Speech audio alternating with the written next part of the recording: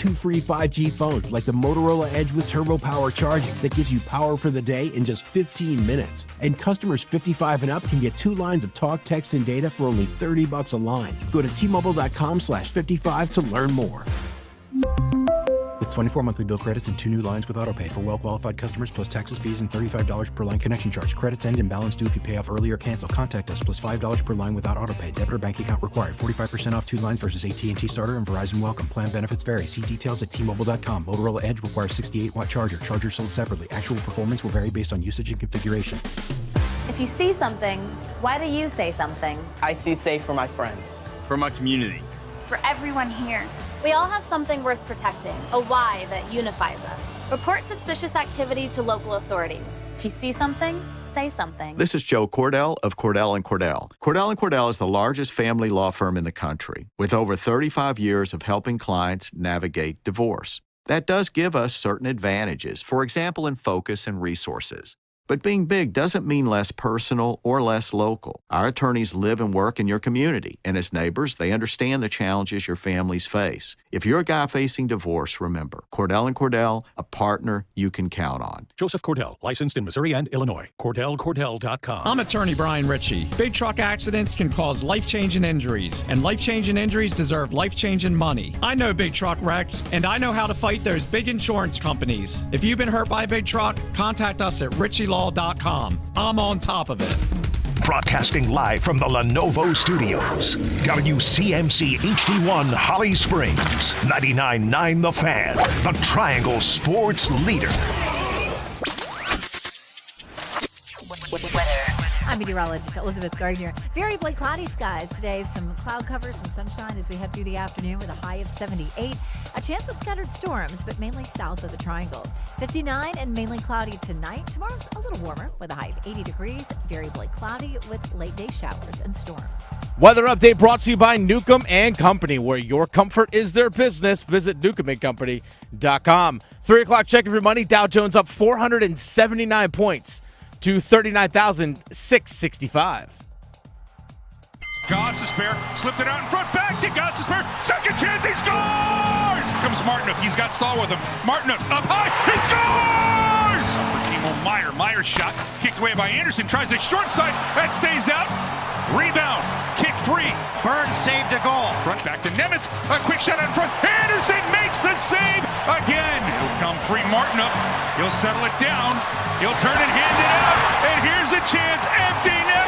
Bingo! The Drive with Tim Donnelly on 99.9 The Fan. The Drive with Tim Donnelly, 99.9 The Fan. Happy Hump Day, everybody. I'm Tim Donnelly, Dennis Cox producing the show. And the Carolina Hurricanes are up 2-0 on the New Jersey Devils. How you like that, Jersey? That win last night was different than game one. We'll put it that way, but a win is a win is a win. And that one, I think it probably meant more to people that had been around the Canes for a while. Don't get me wrong. Meant a lot for Taylor Hall, too, right? Going up 2-0. Meant a lot for the new guys, if you will. But to me, if you've been around the Canes for the last decade, half decade, right? If you've been a player, a fan, a coach, that one had to mean more. Culture win, right? You won that game because of who you are, not because of how good of a hockey player you are. You won that one because of your mental makeup and your want to and your stick-to-itiveness. That win was not about having more talent than the New Jersey Devils, although they did, right? If you just, we said in the pregame, if you just looked at the roster dude for dude and you went back and forth, the Canes had more talent, but that's not why they won the game. Yeah, objectively speaking, they're more talented. But that's not why they won the game. It's because they wanted it more. It's because they tried harder. The first period was rough. Don't get me wrong. First period, right, coming out, they were outshot by the Devils, which is just a stark contrast. I'm going to try that word one more time. Stark contrast from what happened in the first game of the series. First game of the series, almost immediately all the beat reporters on Twitter were saying, Canes, 1 billion shots, Devils, very few. Second game starts up, Canes get the quick goal. Devils get the quick goal, opposite of the Canes in game 1. Devils have the huge shots advantage, opposite of game 1. And the momentum, I don't want to say was moving towards Jersey, but they're up 1-0. It's hard to argue with. You go into the period, the intermission, and it very obviously to me was somebody's going to have to make a play to spark them, right? I still, and Dennis just said it, objectively, they have more talent, but somebody had to get it going. Somebody had to be the catalyst. Then Shane Gostisbehere scores. I loved that goal from Gostisbehere. There's obviously in the highlights, there's going to be the Martinook goal, and we'll talk about it because that was awesome as well. But it was kind of the determination from Gostisbehere. He first of all, he almost fell like on his little spin move before he even got the puck, but just fought to stay in position. Puck finds him off his own rebound, right? Which is the definition of like, don't give up, right? Oh, you blocked it. Nope. Puck's right here, another shot at it. And then immediately you saw the Canes go, ooh, they left the door ajar. I can't speak today. They left the door ajar. They left the window cracked. Let's plow through it. They probably deserved to get another goal like 40 seconds later. It's taken away because Brett Pesce got there just a hair early enough to keep it from going over the goal line fully. But then the Martinook goal scores. Right, the shorthanded beauty. And then they're up 2-1. And it was nearly immediate, right? Devils have the 1-0 lead, probably feeling good about themselves. Gostisbehere sparks them in the second period. They get the go-ahead goal from Martinook, and nearly immediate following that, the Devils started trying to instigate, right? Then all of a sudden there's chatter. Then all of a sudden there's all this talk after the whistle. Then all of a sudden all that's going on. And just like we said in game 1, when Markstrom tried, I swear I'm going to be talking better by the end of this show. When Markstrom, I'm just so excited. When Markstrom tried to slash Fetch, we said it in game 1, that's how you knew you got him. Same thing happened. You go up 2-1, the Devils start getting chippy. That's how you knew you had them. Now, you still had to grind the rest of the game, and they did. You still had to kill a couple crucial penalties with some of your best penalty killers in the box, right? Aho goes to the box. Stahl goes to the box. And you have to find a way to kill those. You get great play from Freddie. You get solid play from so many guys, but you kind of felt like they had it, and they did. And ironically, right, like before the show, or before the game, if you were listening to the show, we were live from outside of the Lenovo Center from 3 to 5, and we had a conversation actually relating it to the Panthers on what type of player, what type of person you thought of when somebody would just say, oh, that guy is a Cane, right? Oh, that guy will fit in Carolina, right? Because we were talking about the NFL draft, and that's what's said a lot during the NHL draft. When someone is taken, oh my goodness, that's a perfect fit. He'll fit right in Carolina. What type of player do you think of when you say, oh, that guy's a Cane? Answer, we got it last night. Jordan Martinook.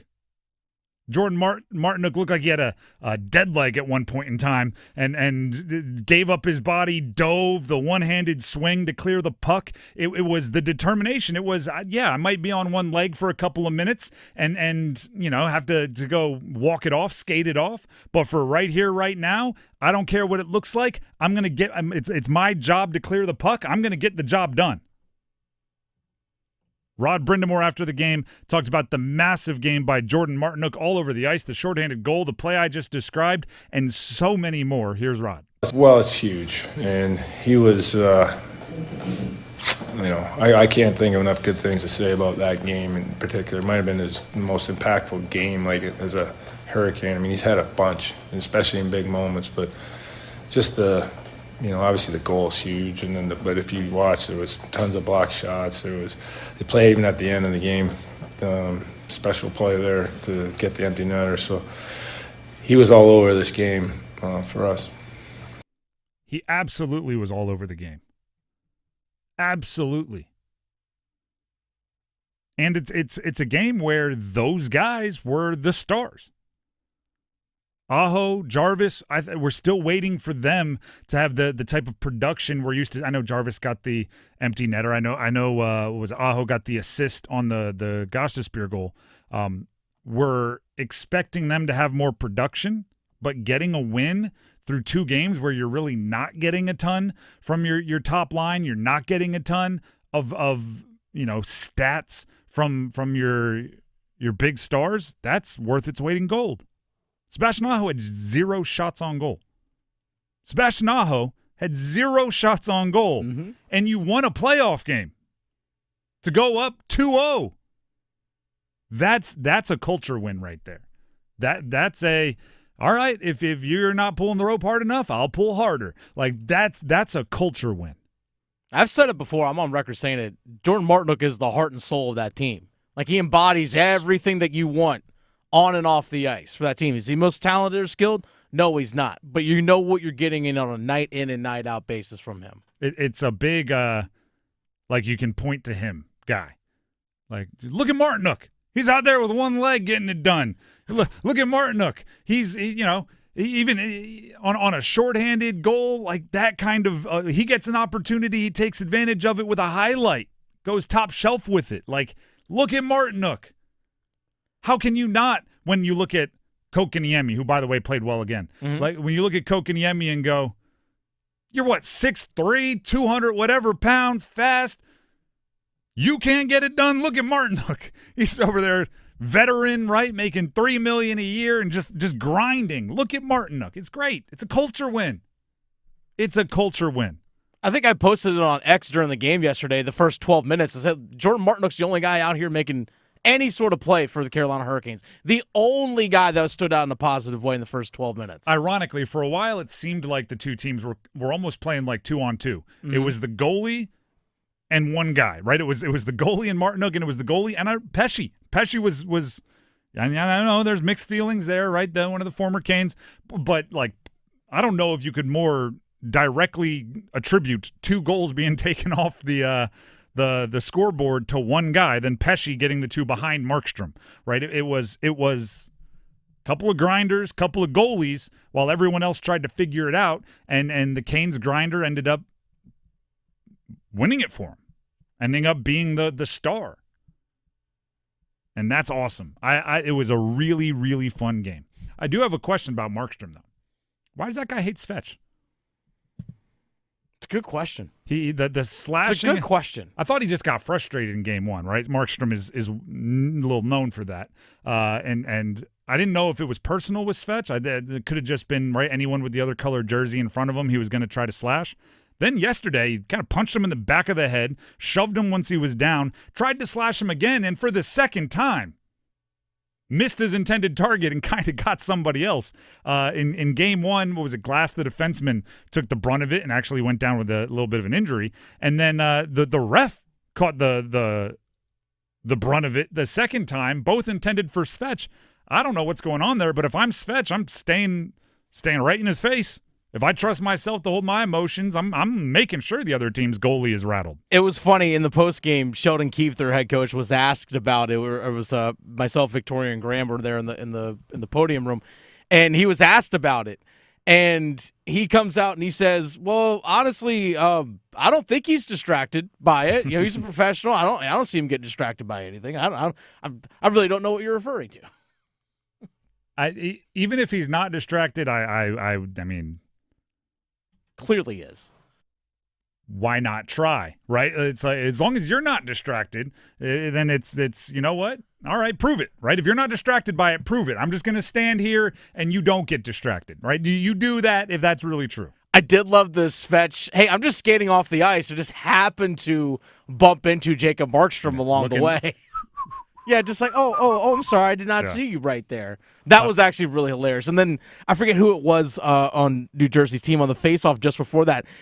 There was a false puck drop. He's like, let me just kind of like hook this guy's leg here real fast. I was like, dude, this guy's agitating Devils right now, and it's hilarious. Him and Nason were getting after it. Is a little bit of trash talk. At the end of the first period, I saw Burns getting into it with a little bit of trash talk. Stankoven's kind of always in the mix. not backing down from anybody, which we love about him. There was good physicality and good energy. Yeah, you mentioned Svetch and Steph Nason, former teammates, and it was Timo Meyer at the end of the second period with Brent Burns going at it. And I was like, wait, those guys are former teammates.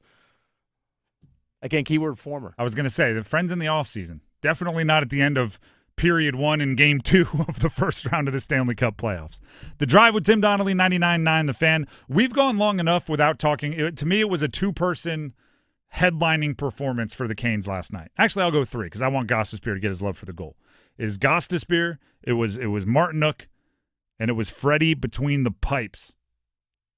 How good was Frezzy? I'm going to take a reset. Him too. They were much better than I am at pronouncing words right now.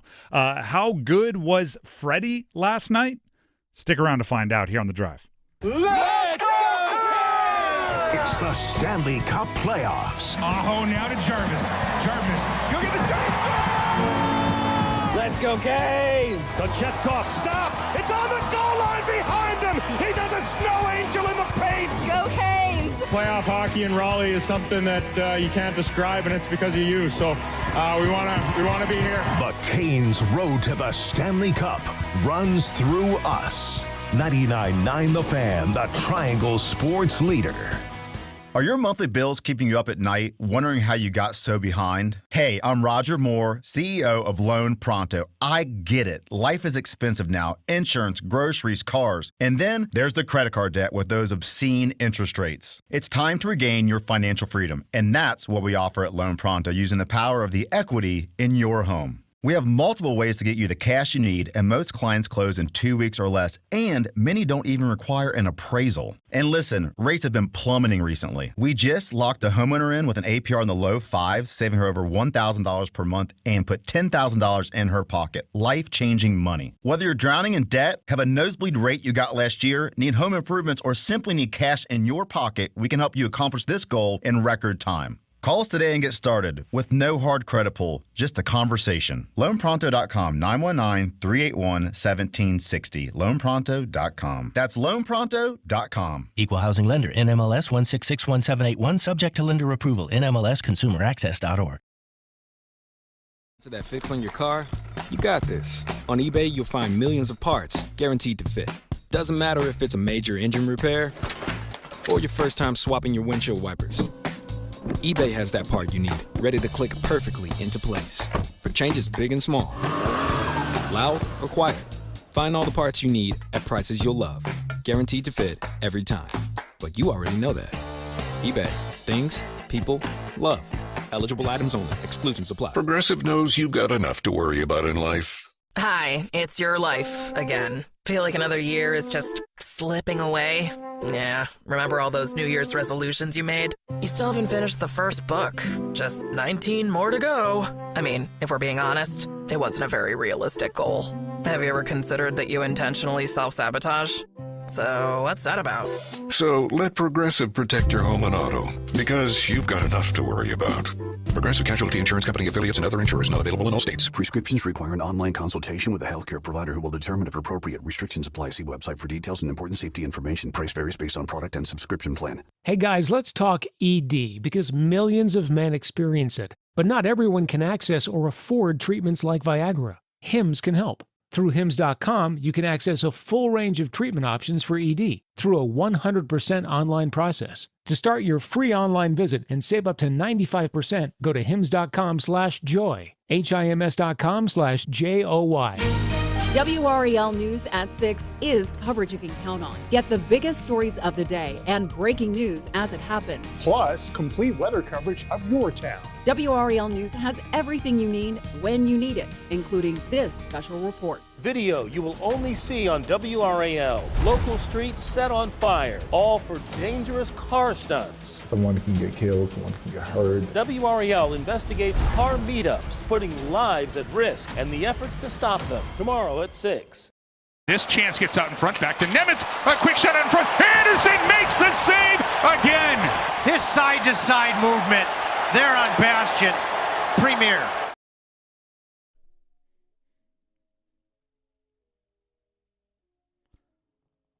The Drive with Tim Donnelly, 99.9 The Fan.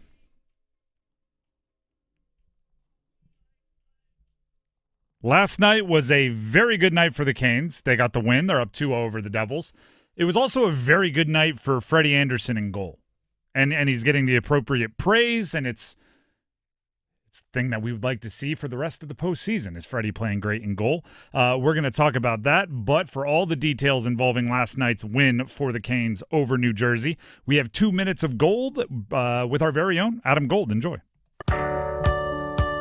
Hey, it's Adam Gold, and I've got 2 minutes for two players that gave Carolina a 2-0 series lead last night, plus a bonus couple of twos when we're all done here. And you can discover why so many people trust Parkway Sleep Health Centers for better sleep. And boy, I slept well after last night's classic. It was a great playoff game, and it was Carolina's culture that really won it, and nobody embodies that culture quite like Jordan Martinook. Now great work by Orlov. He'll fish it away. Here comes Martinook. He's got Stahl with him. Martinook up high. He scores! He continues to beat the devil. Jordan Martinook shorthanded. It's 2-1 Carolina. That was the goal. There were other plays before then where Martinook showed what he was about on this Tuesday night in the capital city of North Carolina. Not only did he score that goal, he also nearly set up Jordan Stahl from the seat of his pants, and he was part of an amazing penalty kill in the third period that allowed Carolina the chance. But he wasn't the only player in the penalty kill because the goaltender had to be spectacular. Now he'll get the shot through, deflected. Andersen with the save. Rebound. Tatar to it. He'll drop it back. Chance. Andersen! Oh my goodness! He robs Nikishin on the follow-up. Frederik Andersen. Canes still have to kill. 30 seconds left. Devils keep it in. The crowd chanting the netminder, Freddie Andersen's first name. This chance gets out in front. Back to Nemitz. A quick shot out in front. Andersen makes the save again. His side-to-side movement there on Bastion. Premier. They were chanting Freddie, Freddie, Freddie, Freddie. In fact, in the post-game interview on TV, Martinook was chanting Freddie, Freddie, Freddie, Freddie. He is the culture. Carolina 2-0 in the series because of Martinook, because of Freddie Andersen, and it was almost not because of them, because 22 for the Devils, our old friend Brett Pesce, nearly stole the damn game from us. He was so good. Maybe the best player in the entire game. I felt bad for Brett for a sec. Visit ParkwaySleep.com and start your journey to a healthier night's sleep. Parkway Sleep Health Center. Sound sleep, sound health, sound sleep after a great game. Thank you very much to Adam Gold for 2 minutes of gold there, getting us ready and recapped on last night's win for the Canes. You heard him talk about Freddie Andersen. I want to continue talking about Freddie Andersen because it is deserved, and after a game like that, he should be talked about. Dennis, goalies, and this is not the, I'm not the only one to be kind of twisted into a pretzel by goalies. They're changing me as a sports fan. They are. How so? They are changing my inherent core values as a sports fan. Okay. I am not superstitious. I do not believe. I think it's insulting to the players to be superstitious, right? Because imagine being an athlete that's dedicated like your entire life, 30 years, to get better at an event, at a particular skill, like a field goal kicker, right? You've just 10,000 hours. And then I'm sitting here saying the reason he made the kick is because I'm wearing my lucky jersey. Has nothing to do with those, dozens and dozens and dozens of years of working hard. So I'm actively not superstitious. Yesterday, I caught myself not talking about Freddie Andersen as the game went along because I didn't want to throw off whatever energy was going on for Freddie playing well, right? And something as simple as like the puck gets behind you a little bit, you don't know where it is. Burns swoops in with the appropriate save, and I'm like, all right, something good's going on here. I'm not going to be the one to throw it off. And I didn't tweet about it, even though I noticed it. I didn't talk about it. We were sitting right next to each other. Didn't bring it up. That's not me. But goalies bring out a different part of my sports fandom, and it was that important to me that he kept playing well that I was like, you know what? I don't think it. But if there's a 0.000000001% chance, I should protect this right now, and I didn't talk about it. There's a friend of ours who works at another outlet out in the Triad. She told me, like, Freddie's playing really well. I just went, Don't let him hear you say that. It's like, don't let him hear you say that. It did feel like things were just in alignment for him, and you didn't want to be the one to bump the table, right? You didn't want to be the one to shake it up. Rod Brindamore was asked after the game, right? Coach to goalies is an important relationship. He was asked what makes him so confident in Freddie. Well, you see his demeanor. I mean, it's whether he has a great game or a game that, he'd like to have back, it's kind of just, you would never know. It's just very, very calm. And I think the way he plays in net is very calming too. So, in these moments, especially when it's, it is very chaotic, stressful, it doesn't really feel like it with him in the net. So that, that's kind of what you get when you watch him play. Now, here's the thing with Freddie. We know he's capable of games like that. What was the stat? Walt Ruff shared it. I believe ESPN shared it. He is now one of 5 active goalies with 40 postseason wins. And the other names are the names that you would expect there, right? It's Fleury, it's Bob, it's Vasilevsky, right? It's the dudes. It's the ones that you understand. And I think it was Jonathan Quick. Maybe it was the other. Jonathan Quick. So he has some bona fides. The thing that you're asking him to do differently is step up in the postseason when maybe there's been a slight level down in the past, and it is a question of game in and game out and game in and game out and game in and game out consistency. Because last night was the kind of game, and it was for the majority of it. That empty netter didn't come until the very end. It was the type of game where one mistake, one out of position, one losing track of the puck in goal changes everything. Changes everything. And the Devils pressed, and they made runs, and they got on the power play, and they have a talented power play, and they were aggressive. Like, they did the things that they should do for stretches. And Freddie did get out of position a few times, but he locked back in quickly. It was a very impressive goalie performance. If he plays like that, the Canes have a higher ceiling. They'll be a tough out in the bracket, in the entire Stanley Cup playoff bracket at any stage if he plays like he played last night. The harder question, and this is what we talk about, is how, why, can you make it repeatable? What went into that performance that got you there? Can you force yourself into the mind frame or the physical space, whatever it was that led to that game? Because I was very impressed with Freddie. And something to keep in mind as well, that was his 3rd straight start. Let's not forget, he started the last game of the regular season in Ottawa on Thursday last week. And prior to these 3, he had not started back-to-back games all year. All season long. So now that was his 3rd straight start. And that's the best game he's probably played in, a month? If we're being honest? I mean, at least. But he had a nice stretch there during He did. He had a nice stretch, but there was about a 5 or 6 game stretch where he struggled. Oh, yeah. And so did Kochekov. That's his best game he's played in a month.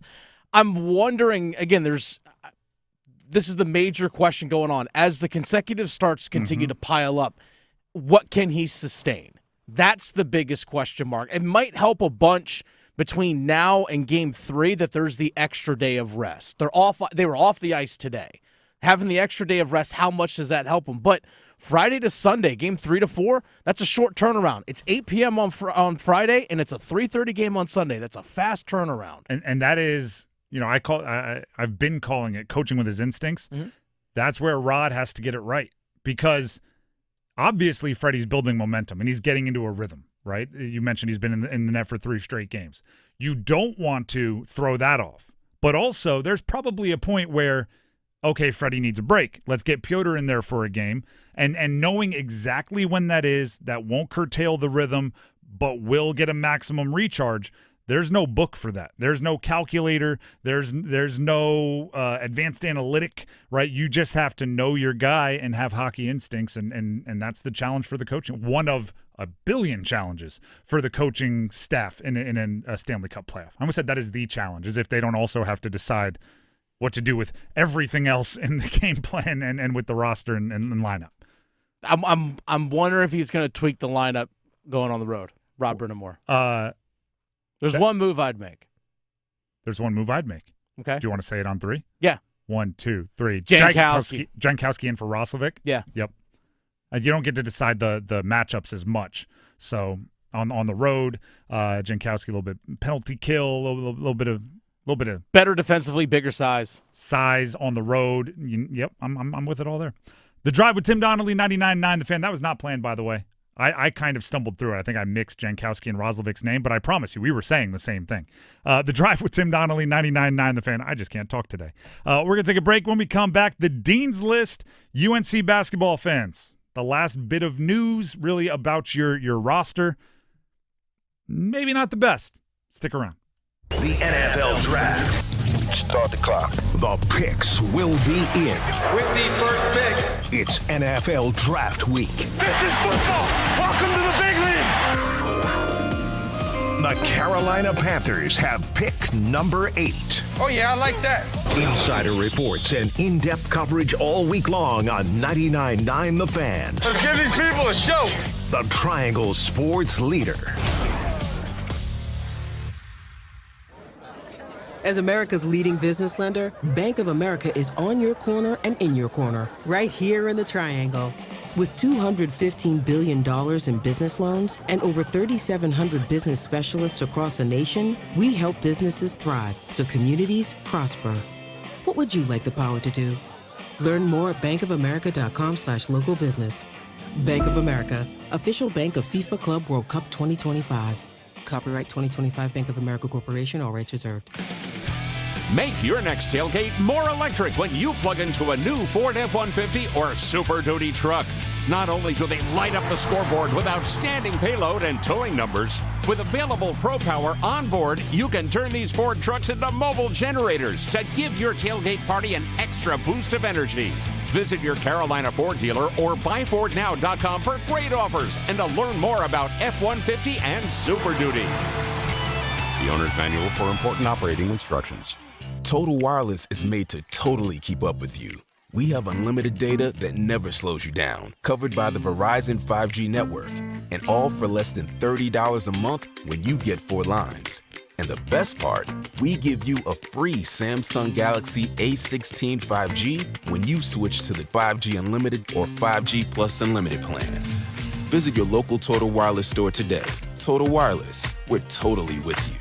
Actual speeds may vary by location. For data management practices, see TotalWireless.com. It's bow time. Yep, it's eating time again. Now you could unload groceries, chop, dice, mince, preheat, heat, slap around the smoke detector, and then celebrate with a big old pile of dishes. But if you're tired of cooking, or tired of sorta cooking, it's time to feed the whole family with Bojangles Fried Chicken Family Meal. With Bojangles' famous chicken, fixins, biscuits, and tea, you can forget the cookbook and spend some well-earned quality time with a delicious dinner from Bojangles. It's bow time.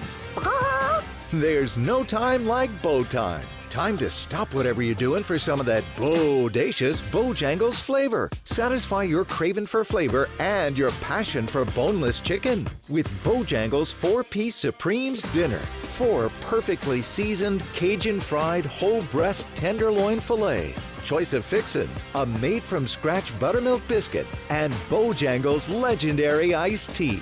When you're hungry for flavor and value, it's bow time.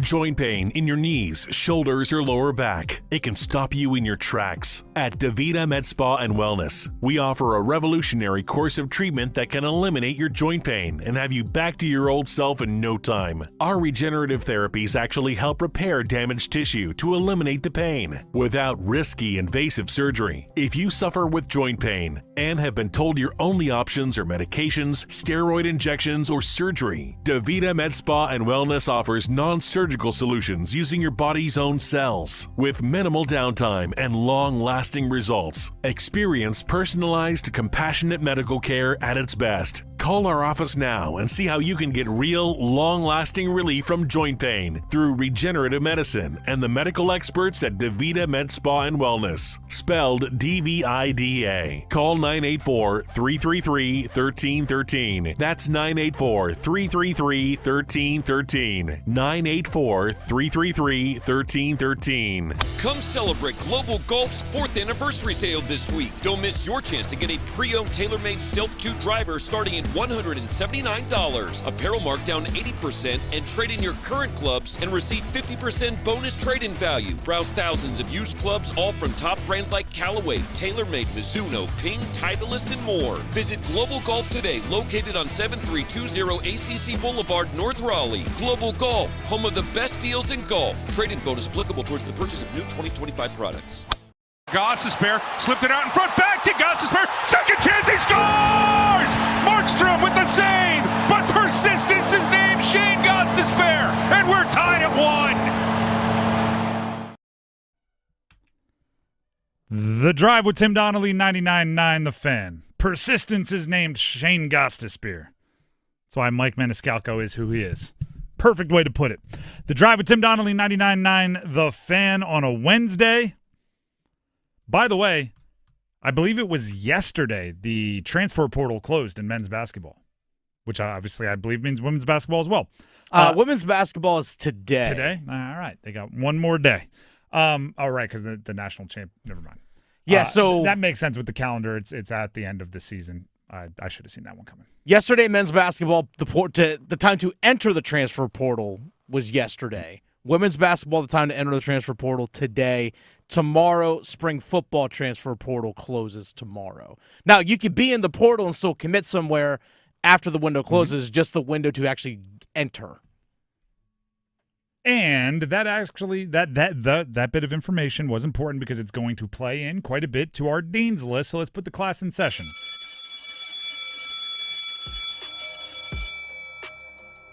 My first dean's list member is more theoretical. Athletes making decisions for themselves. We criticize them, right? And we discuss what would we do in their situations, but it's got to be scary, right? Today, UNC basketball fans, Drake Powell announced he's putting his name in the NBA draft.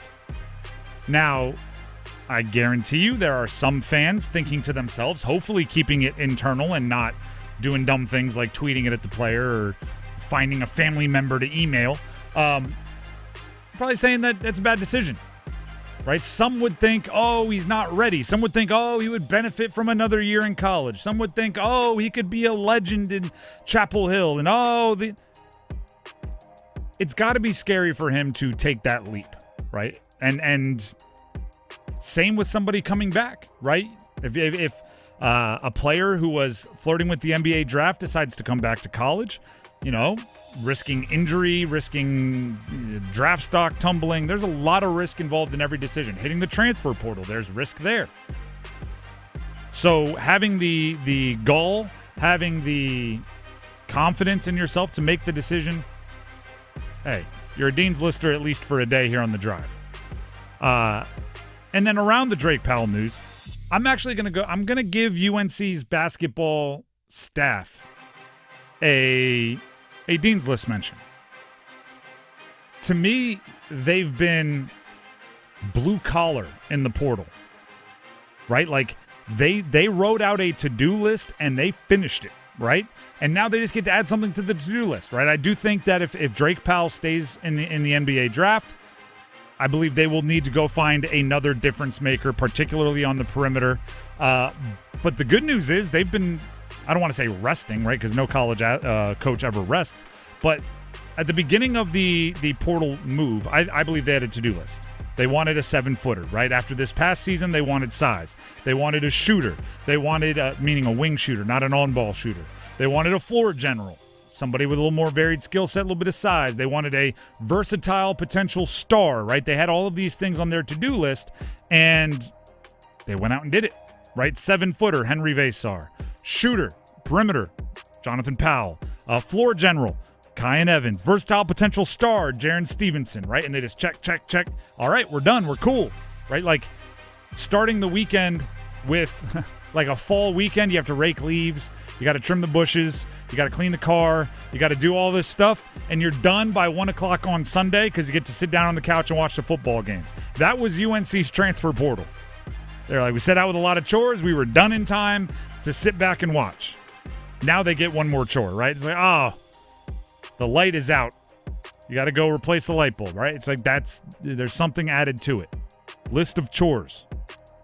But I like the way they've been very goal-oriented this transfer portal season. I am interested to see what they do when their goal is like future NBA talent on the perimeter, right? That's what you're replacing with Drake Powell. When that's your to-do list, can you go get it? Do you have a Dean's Lister, Dennis? I do. All right, let's hear it. The gold medal game of the Women's World Hockey Championship. 4-3 United States win in overtime. The overtime game winner, Tessa Janecki, Penn State women's hockey. Tessa Janecki. College hockey player out there with some of the best, like Hillary Knight and others. College hockey player scoring the game-winning goal in overtime to win the gold medal for the United States. We are Penn State. When you put the United States jersey on, I'm not a Penn State fan, but I'll support you. So shout out to, what's her name? Tessa Janecki. Tessa Janecki. That's a heck of a name. Tessa Janecki. Sounds like a reporter. Tessa Janecki. News Courier. The Drive with Tim Donnelly, 99.9 The Fan. I have a couple more Dean's Listers here before we move on. Will Wilson, former NC State baseball player. He was the 15th overall pick in the 2019 MLB draft. He was called up to the Guardians yesterday. First time being called up to the show, as far as I can tell. I did as much research as I could trying to find a stat or something. He's been in a couple different organizations.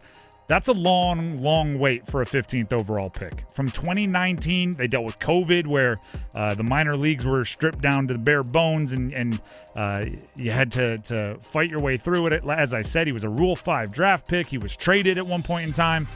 To finally get that call, I am a sucker for the telling longtime minor league players that they're getting called up to the show videos. You know, the ones with like the hidden camera in the AAA manager's office. Hey, come on in here. I want to talk to you for a second. Listen, man, you've been doing everything we're asking. And they draw it out for a really long time. And you see the player notice about halfway through, like, is this guy about to send me to the big leagues? You work hard. You're the same guy every day. Guys love you. Coaches love to work with you.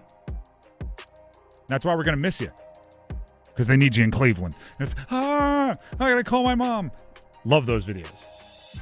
Love them. And they're being put out in bulk now. Last one. Shout out to Will Wilson. Made it. Hopefully he gets into a game soon. I noticed he didn't get a stat yesterday, but let him pinch hit, coach. Let him get the at-bat. Last one. And this might be the largest group that we've ever put into the Dean's List at once. You know, like Basketball Hall of Fame sometimes inducts like entire teams, like the Dream Team. This is that. We're inducting a whole bunch of people at once.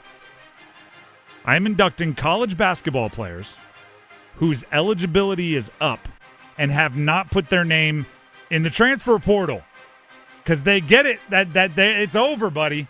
There it is over. I just off the top of my head wrote down a list. Ian Shefflin, Clemson, along with Jaden Zachary from Clemson, couple of basically 4-year starters. Shaquille Moore, who started at NC State, went to Kansas. Zeke Mayo, his teammate at Kansas. NC State's Brendan Huntley-Hatfield, Ben Middlebrooks, Dontrez Styles, Wake Forest's Efton Reed, excuse me. Although, heck, in this, why not? Ed Reed, go back to Miami. Syracuse, Eddie Lampkin, Naheem McLeod. They've played, in some cases, like 140 career games over 4 seasons. No major injuries, no scandals or anything that they had to deal with.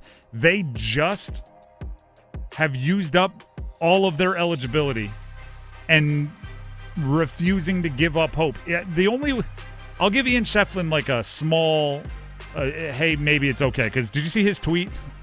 He said, while I am pursuing my options on the professional level, I have been advised, due to pending NCAA cases, to enter the portal on the very outside chance more eligibility is allowed. That, to me, is at least a little, nod to, I understand this is ridiculous. but I'm doing it anyway. What I hope that all of these players think about is themselves at 18, is themselves at 19. And if they were going onto a team expecting to see an open roster spot, and then suddenly someone's like, actually, I know it's not really fair, but I would like to stay. That's what they're doing to these kids. That's what they're doing to them. Just go play overseas or something. You're all pretty much good enough. You got the size. You're a 4-year player at a major conference. You can probably go somewhere overseas, make some money. That or get a job. Start a podcast. Everyone else is. The Drive with Tim Donnelly, 99.9 The Fan. Speaking of college, we'll dismiss the Dean's List there and switch up sports a little bit. Earlier today, I was able to catch up with Trey Freeman, one of the leaders of Duke football's defense. Redshirt senior linebacker, has a 100-tackle season under his belt, multiple turnovers. Like I said, a leader of Manny Diaz's defense. They wrapped up spring practice a couple of days ago, so we wanted to check in with Trey. This is my conversation from earlier today with Trey Freeman of Duke football.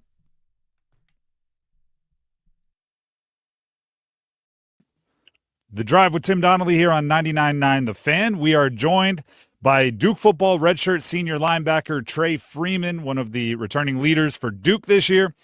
Trey, first of all, thank you for taking the time. I wish this question wasn't one we asked you so often during your career, but going into year two, right, Manny Diaz, you've dealt with so many different coaches. What is the difference between Coach Diaz running the show when he's trying to establish everything last year and now going into year number two? Yeah, I know last year he just was like trying to show us how to do everything, like what to do, and then like play, like trying to instill his philosophy. But now it's just like how we do it, like the standard that we do it to, like, you know what I'm saying, the capability that we can take this to is like another level. So that's what we're really trying to get at this spring. You said the term another level. What's another level for this Duke team? How do you measure, if you make it to another level? It's really like we're really not result based, we really just our process, and our process is gonna take us to a better result. But like the ultimate goal is to definitely get up into 12 wins because we've been sitting at 9-8 wins for the past couple of years, and we really want the next level for us is really taking it up to 10, 11, 12 wins. We're talking with Trey Freeman, Duke football redshirt senior linebacker. I played college football, but I played a different college football than you're playing because we'll start with the portal. What is it like being on a team with the portal? I was just on your Twitter account, and it seems like every other post was you wishing luck to one of your teammates at their next spot, right? Do you talk about it? Do you try to talk guys out of leaving if they're considering it? What is it like in the locker room knowing that players have that option? It's a weird feeling, but it's like everybody wants the best for their teammates and their brothers. So like it's really like if somebody feel like they can't get the best out of a place which is here, then everybody gonna support them in what they decide to do. If they decide to get in the portal or go elsewhere. So I think it's real supportive when people get in, and we want to see everybody do their best. Yeah, I look at you as a player that's been through a lot, right? Like we said, 3 coaches. You've worked your way into a big role. Do guys come to you for advice? Like, is it that sort of thing where you're all kind of aware of everyone's feelings, or do you handle those conversations solo with yourself and your family? Guys do come to me and ask me certain questions, but I also tell them like it's up to you, your family, how you feel. You know what I'm saying? I can't really determine how you feel or things like that. So I give them a little bit of advice, but it's really ultimately up to them and their family. Trey Freeman, Duke's senior redshirt senior linebacker, connecting with us here on the Heister Automotive Group hotline. Trey, I always say, right, I played quarterback, that the guys that knew me the best were the defensive players that I went up against every day in practice, right? They knew my ticks, they knew my tells, they knew what throws I could make, what throws I couldn't. So after a spring practice, what's Darian Mensah like? How is he as a player, right? We haven't really gotten a chance to see him, but you know him pretty darn well. Yeah, Darren, he extremely competitive, super talented. That's really the main thing. His competitiveness like jumps off of him. Like when he walks in the room, when he like just anything, first conversation, we already knew that he was competitive and he was gonna go get it. who's winning the chess matches, right? If you're trying to disguise and he's trying to figure you out, is there the trash talk? Give us what that relationship is like from an off-ball linebacker and a quarterback, which means y'all are making eye contact before every single play during 11-on-11. Yeah, I say it'd be like 50-50. Like sometimes I get him, sometimes it get me. He'll look me off or something, but sometimes I might confuse him. But it's just he learned the offense and we like getting better at the defense. So it's all a good battle going back and forth. That's all on the field. I don't know. Again, I keep saying it's a different college football. I don't know if you talk about this, but I'm sure you at least somebody shows you that the same headlines that we read about NIL payments and how much this guy is getting and how much that guy is getting. When the reports are out there that they're in the millions for a new player coming into your locker room, what are those relationships like, right? Because not everybody is getting paid big money, but apparently some are. Is there awkwardness? Does one particular person have to pick up the check every time y'all get pizza? Like how does it all work? No, I wouldn't say it's awkwardness. We really don't talk about money with each other because I don't know. It's like we try to be professional about it. Like we don't want to mention each other's money, but I mean, if we but go you out recognize who's driving the nicer car and stuff. Like we all. That happened even when NIL payments weren't a thing, right? Like if somebody got the fresh Jordans, we're all going to notice. Yeah, you recognize stuff like that, but I don't think it's weird. I think people, they sit back and they grind so they can eventually get to that point. How much of a distraction is it? Like for somebody like you, if an NIL opportunity happens, or how much of your day is being taken up by that, which is a big part of life, right? Like money is no joke. It's something that you should be taken care of. I say it's not too much part of my day. Like I choose the deals that I want to do. So if a deal comes across me that I don't want to do, I just say I don't want to do it and then just go my day. But if I want to do it, then I just take the time to do it. It normally takes like no more than 30 minutes. So it's not too much time. I'm just gonna pry here, and if I ever ask a question that's too deep, you just say, "Hey, I don't want to tell you that." But what do you like? How do you decide who brings you the deal, and then when you're weighing that, should I do it or should I not? What things are you taking into account? Really, just like I look at my page and my brand and just see like what will fit on my page. So, like if I feel like it doesn't fit or it's not like something that I like or would use or feel comfortable promoting to people to use, then I just want to do it. All right, let's get back to the football. We're talking with Trey Freeman, Duke redshirt senior linebacker. I talked about the different coaches, right? You committed and played your first year for David Cutcliffe, which that feels, I don't know if for you, that feels like a century ago, like in covering the team. But the one thing that stayed consistent is the momentum, right? From your freshman year through the Mike Elko years, now Manny Diaz, it seems like the players have been able to keep a wave going even as leadership changes.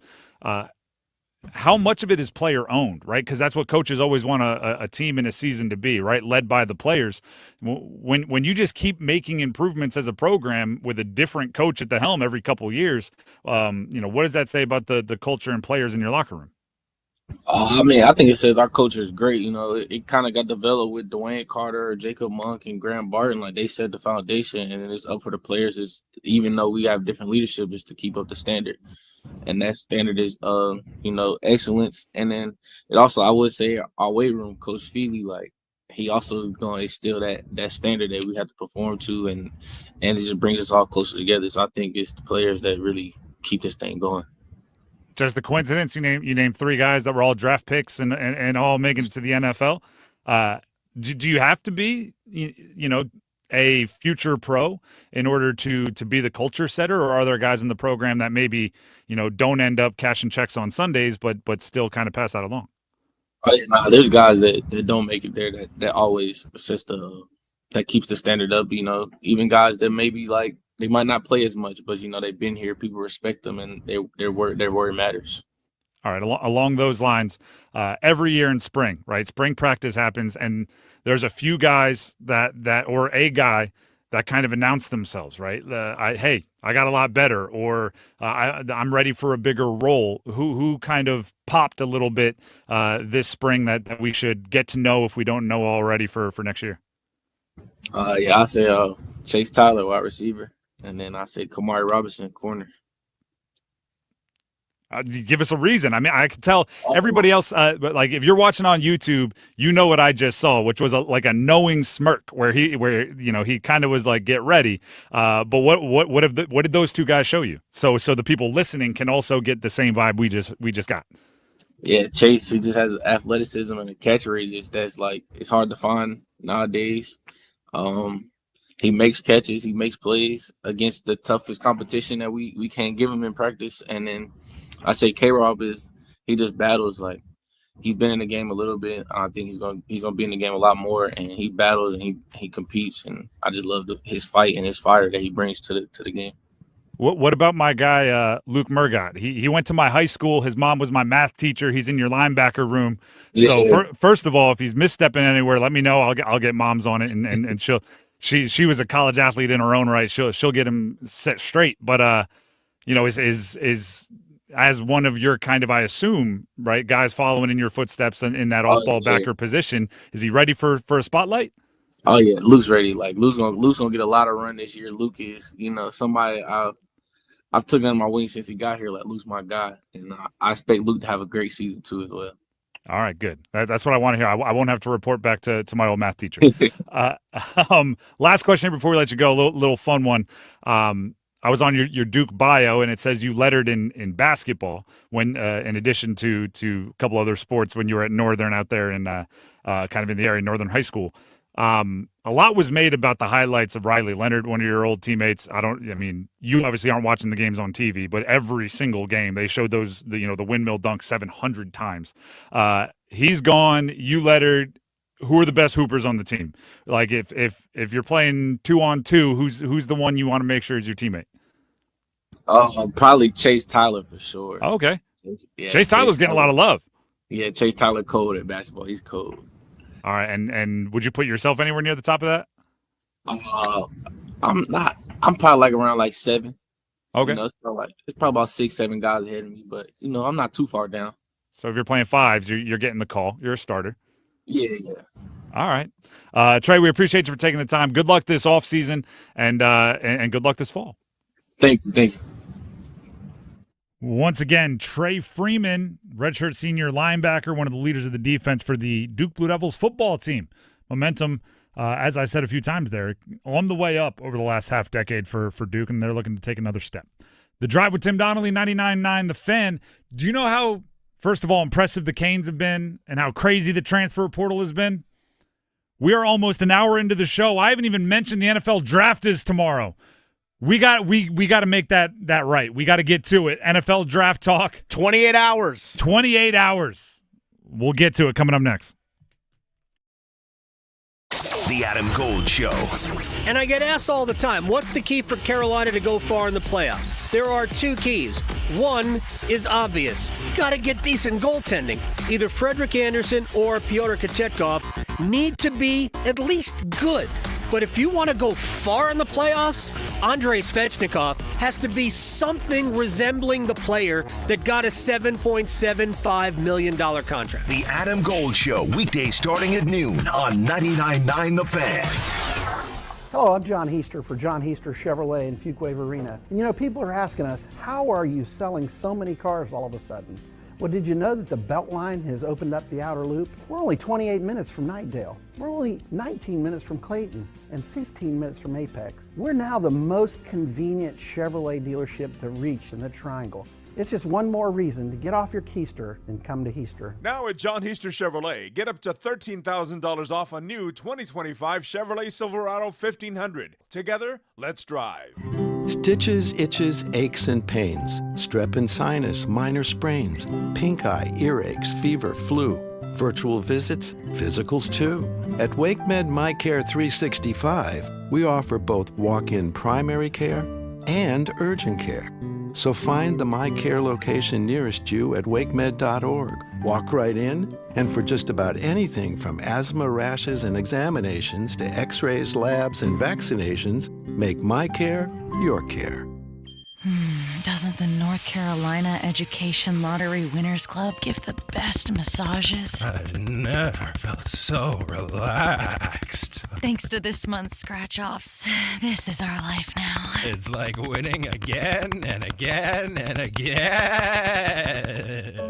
This month's scratch-offs pack over $150 million in total prizes. The Winners Club awaits. Must be 18 to play. Approximate overall odds of winning range from 1 to 3.8 to 9.88. Problem gambling helpline 877-718-5543. Are your monthly bills keeping you up at night, wondering how you got so behind? Hey, I'm Roger Moore, CEO of Loan Pronto. I get it. Life is expensive now. Insurance, groceries, cars. And then there's the credit card debt with those obscene interest rates. It's time to regain your financial freedom. And that's what we offer at Loan Pronto, using the power of the equity in your home. We have multiple ways to get you the cash you need, and most clients close in 2 weeks or less, and many don't even require an appraisal. And listen, rates have been plummeting recently. We just locked a homeowner in with an APR in the low fives, saving her over $1,000 per month, and put $10,000 in her pocket. Life-changing money. Whether you're drowning in debt, have a nosebleed rate you got last year, need home improvements, or simply need cash in your pocket, we can help you accomplish this goal in record time. Call us today and get started with no hard credit pull, just a conversation. LoanPronto.com, 919-381-1760. LoanPronto.com. That's LoanPronto.com. Equal housing lender, NMLS 1661781, subject to lender approval, NMLSConsumerAccess.org. I'm attorney Brian Ritchie. Workers' comp can be tricky, but my law firm will be on top of all the complicated paperwork and sneaky deadlines so that all of your I's are dotted and T's are crossed. If you've been hurt on the job, I'm on top of it. Contact us at ritchielaw.com. Broadcasting live from the Lenovo Studios. WCMC HD1 Holly Springs. 99.9 The Fan. The Triangle Sports Leader. I'm meteorologist Elizabeth Gardner. A mix of sun and clouds out there for us this afternoon. A little cooler than yesterday at 78. And there is a chance of showers and storms, but mostly south of the Triangle. Temperature near 60 overnight tonight with mainly cloudy skies. And tomorrow's high 80 degrees, variably cloudy with a chance of storms in the afternoon and evening. Weather update brought to you by Newcomb & Company, where your comfort is their business. Visit newcombandcompany.com. 4 o'clock check of your money. Dow Jones up 463 points to 39,650.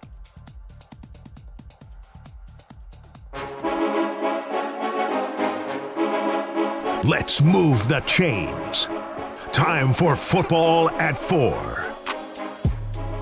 The Drive with Tim Donnelly, 99.9 The Fan. It is time for football at 4. The NFL draft begins tomorrow. First round of the draft will begin tomorrow. Dennis pointed out acutely that it is about 28 hours away. Yeah, 8 o'clock Eastern tomorrow night, which, by the way, you can listen to it if you're driving around. We'll have it right here in The Fan. And that's driving around anytime. It starts at 8. I think it's going to finish like January 2027. I believe, The first round feels like it takes forever. But that's why it's good for like having on the radio or you know, if you're a nerd like me, watching absolutely every single minute of it. With the draft being tomorrow we'll get into the real nitty-gritty of it, the players, the picks, what do we want in the 5th round? Like, we'll get into all of that kind of stuff. But for right now, I thought we'd play a nice little NFL draft version of Cop or Drop in football at 4. Here it comes. I pulled up cons and cons, but don't you worry. Anything with music. Nope, not that one. Not that one. You won't there it is. Well, I'm dropping this segment right now. All right, Dennis, give us the topics. What are we copping and dropping today? Or dropping today. All right.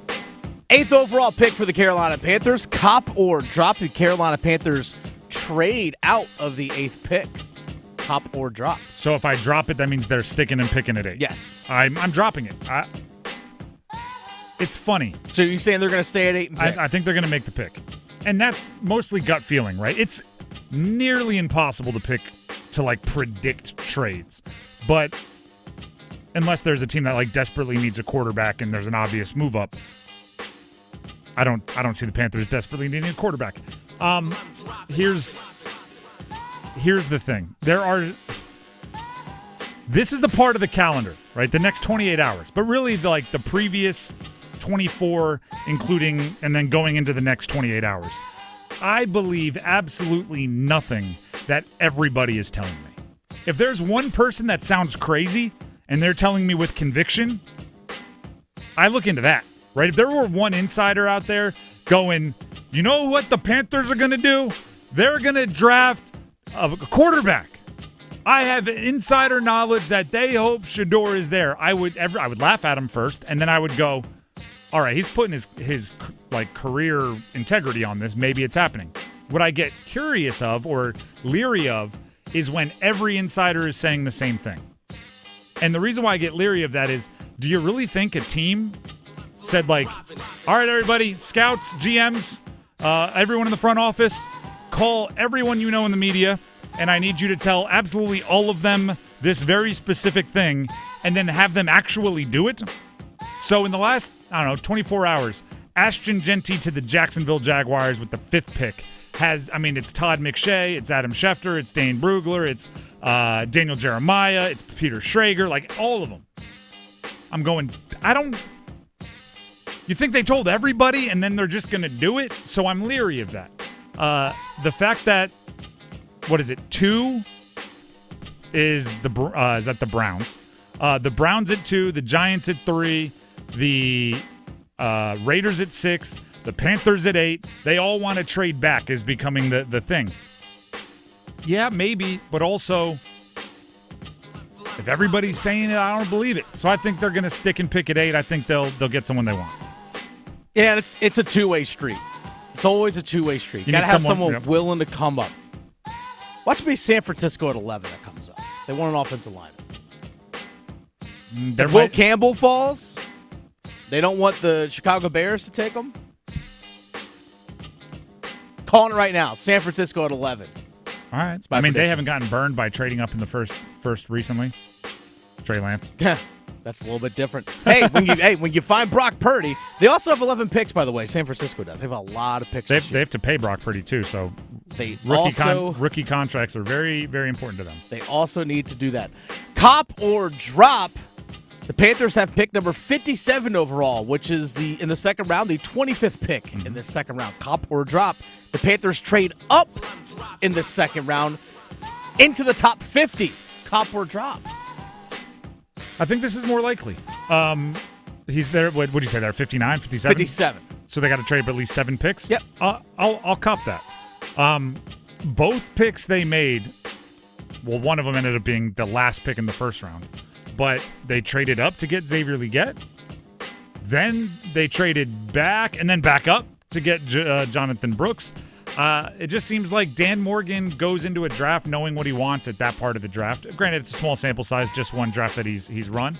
But I think they'll be aggressive there. I think they aren't afraid to go get their guy on day 2 of the draft. So, yeah, I think they move up. And, whether they move up 7, I'm considering this a win if they move up 5, even though it's technically a loss. So, for Carolina, according to trade value charts, the Carolina Panthers can move from pick 57 up to about pick 50 to where the Seattle Seahawks are, or pick 49 to where the Cincinnati Bengals are, and only give up one of their 2 4th-round picks to do so. So if there's someone that they know is going to be there, they can potentially make that move. I think I'm with you on that one. I think they make that move. I think GMs, whether maybe subconsciously, do have tendencies in the draft, and I think one of them is Dan Morgan is a I don't want to say a sucker for, because that sucker's like negative intonation in a trade situation. But I think he is somebody that if like a guy he has a first round grade on falls into the part of the second, he's like, yeah, let's go get him. Mm-hmm. And then he does it. All right, next one, cop or drop. The Carolina Panthers will use one of their draft picks in either the 4th or 5th round on a running back. Cop or drop. Use one of their picks in the 4th or 5th on a running back. Yes. I'm copping and I'm hoping. Give me a name. Who? Give me 1 or 2 guys. In the 4th or 5th, I know you and I are both high on Brashard Smith. From SMU, if yes, he is absolutely. there in the fourth, I'm with it. If somebody, and it's really hard to know what order teams have running backs in. Like I want to say Bashul Tootin from Virginia Tech. He could be like a late second. He was the fastest 40-yard dash amongst, I think, offensive players, or definitely running backs. Maybe behind Matthew Golden at receiver. But that's at the combine. I want speed. I want speed. So, anyone that ran a 4.4 or less, like 4.4 flat or less at the combine, if you can grab one of those guys, and assuming that you like him as a football player also, don't go get a track star. Get them in the 4th or the 5th round. I'd be a huge fan of that. Somebody, because, I'd name my theories, right? Hot tub theory. Go on. If you ever been, particularly like this time of year, somewhere where there's a hot tub and a pool, and like if you jump in the pool, it's chilly. If you go sit in the hot tub for 20 minutes and then jump in the pool, it's frigid, right? It's really cold, just how it feels, because it's the comparison. Chuba Hubbard, going from, by the way, I like Chuba Hubbard. He's not a burner, right? So if you just face a running back that runs a 4.35, it's fast. If you, 1 out of every 5 plays, face a guy that runs a 4.35, and all the other times you're being conditioned for a more power between the tackles back like Chuba Hubbard, it's going to feel even faster, right? I want to speed it up on him and then pull it down and slow it down on him. Speed it up, slow it down. So I want a fast running back to complement Chuba Hubbard. It's like the baseball player with the batting donut. Yes. On the on deck circle. Exactly. Make it feel a little bit heavier. Their angles will just be thrown off. All right, cop or drop. Carolina Panthers have some needs in the secondary as well. Cop or drop. The Carolina Panthers will spend one of their first 3 picks. They have pick in each of the first 3 rounds. They'll spend one of those picks on a defensive back. Cop or drop? Copping. Actually, both of your first cop or drops, I think, apply to this. I said they won't trade back from 8. If they can find a trade partner back half of the first round, I think that introduces Nick Emanwari, the safety from South Carolina, into the mix. I think it introduces Malachi Starks into the mix, safety from Georgia. And then also kind of vice versa, if they are sitting at 57, that's their pick in the second round, and a safety they like, whether it's one of those two or one of a couple others. I think Xavier Watts from Notre Dame. If they have a upper second or late first round grade on a safety that is tumbling a bit, I think that's somebody that they might go, let's just go get him. Trade up from 57 to go get a safety. Because I do think they're going to start a rookie at safety. I think one of them will be a rookie just on how they've spent their resources this offseason. And I'd be much more comfortable starting one of the top 3 or 4 safeties in a draft class than starting the 8th that we settled for at the end of the 4th round or whatever it is. So that's kind of 2 specific scenarios I think you should watch out for. All right, final one here. Cop or drop. The Carolina Panthers have 9 draft picks in the 2025 draft. Cop or drop, they actually finished with less than 9 draft picks. Cop or drop? I will cop it. So they don't make 9 picks is what I'm copping. Yes, so they make 8 or 7 or 6. I think they'll kick a little bit of it into next year's draft. So, you might do something where you give up your 4th and a 5th to move up in the 4th, or 4th and a 6th to move up in the 4th and get your guy, but you get like a 7th next year. There's a little bit of kicking it into the future. So I don't think they'll, in the entirety of their war chest of draft picks, be too far down, but I do think they will. Like I said, I think they're aggressive. I think Dan Morgan is a GM that wants to go get his guy, and to do that, you got to give up picks. And we'll see how it plays out for him. I think they make 7 picks. Specifically, why that 7. number, not 6? So I think they use one of their 2 4th-round picks to move up along with their 2nd-round pick. They take those 2 to move up in the 2nd round, so you're giving up a pick that way. Yeah, as you described. And I think they might use 2 of their 5th-round picks to move back into the bottom of the 4th. All right. I mean, that's specific. I need to know what players are available.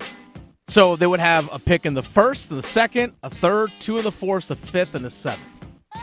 So 7 picks. I'm calling it right now. There it is. If it happens, buy a lotto ticket. They're more expensive now, though. Are they? I saw there was an article. People are really upset. Really? Mega Millions went up. I don't know. What $3? Now you learn that I skimmed the article. I think it's up to like $5. Really? I think it more than doubled in price. Because it was $2, and I think it went up to $5. Yeah, each Mega Millions plays $5 now. There you go. See? So, if you get it right, buy a lotto ticket, but start saving up now so you can afford it. For real. We're not sponsored by the lotto, are we? We're not. All right, there you go. If you want to, we can take everything we just said back. The Drive with Tim Donnelly, 99.9 The Fan. It is Cup check-in time when we come back. Adam Gold will host and speak with Canes legend Chad LaRose. Cup check-in presented by Carolina Ale House. We'll have that conversation for you next. The NFL Draft. Start the clock. The picks will be in. With the first pick. It's NFL Draft Week. This is football. Welcome to the big league. The Carolina Panthers have pick number 8. Oh, yeah, I like that. Insider reports and in-depth coverage all week long on 99.9 The Fan. Let's give these people a show. The Triangle Sports Leader. Fun awaits at John Heister Chrysler Dodge Jeep Ram in Lillington, picking out your new Jeep from all the amazing deals. How about a 2024 Jeep Wrangler for 20% off? That's up to $15,000 off. Prefer a new 2024 Jeep Grand Wagoneer? Have fun choosing because they are all now $25,000 off at John Heister. See dealer for full details. Go anywhere, do anything in your new Jeep. For best selection, get off your keister and get to John Heister Chrysler Dodge Jeep Ram in Lillington today. It's bow time. Yep, it's eating time again. Now you could unload groceries, chop, dice, mince, preheat, heat, slap around the smoke detector, and then celebrate with a big old pile of dishes. But if you're tired of cooking, or tired of sorta cooking, it's time to feed the whole family with Bojangles Fried Chicken Family Meal. With Bojangles' famous chicken, fixins, biscuits, and tea, you can forget the cookbook and spend some well-earned quality time with a delicious dinner from Bojangles. It's bow time.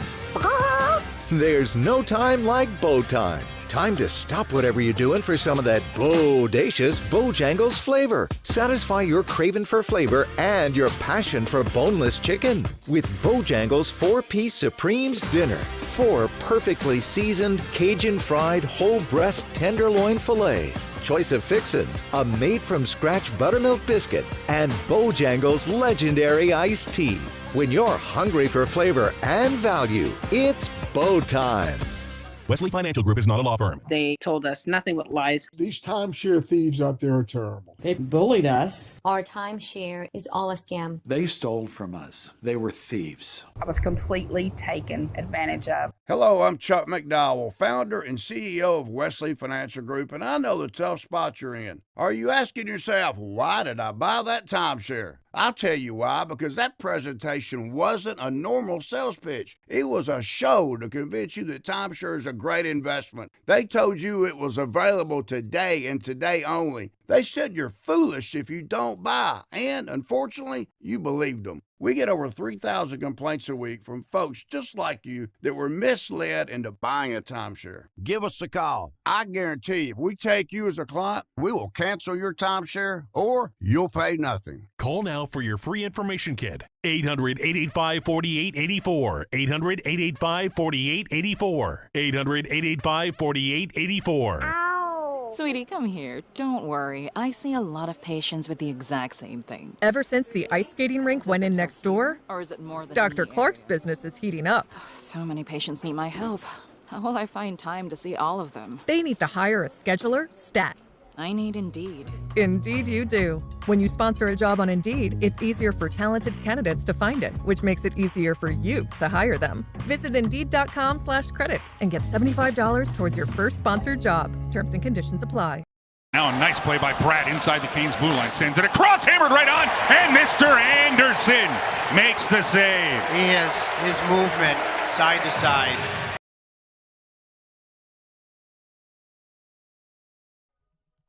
The Drive with Tim Donnelly, 99.9 The Fan. Throughout the postseason run, we'll be bringing you snippets of conversations that we call the Cup Check-In with Adam Gold, presented by Carolina Ale House. As our home team gets ready to go on the road, want to make sure you know that not only is the Cup Check-In served up by Carolina Ale House, but you can go to Carolina Ale House in Cary for away game watch parties throughout the playoffs. So stop by. That's the Cary Carolina Ale House for away game watch parties, starting with the game on Friday.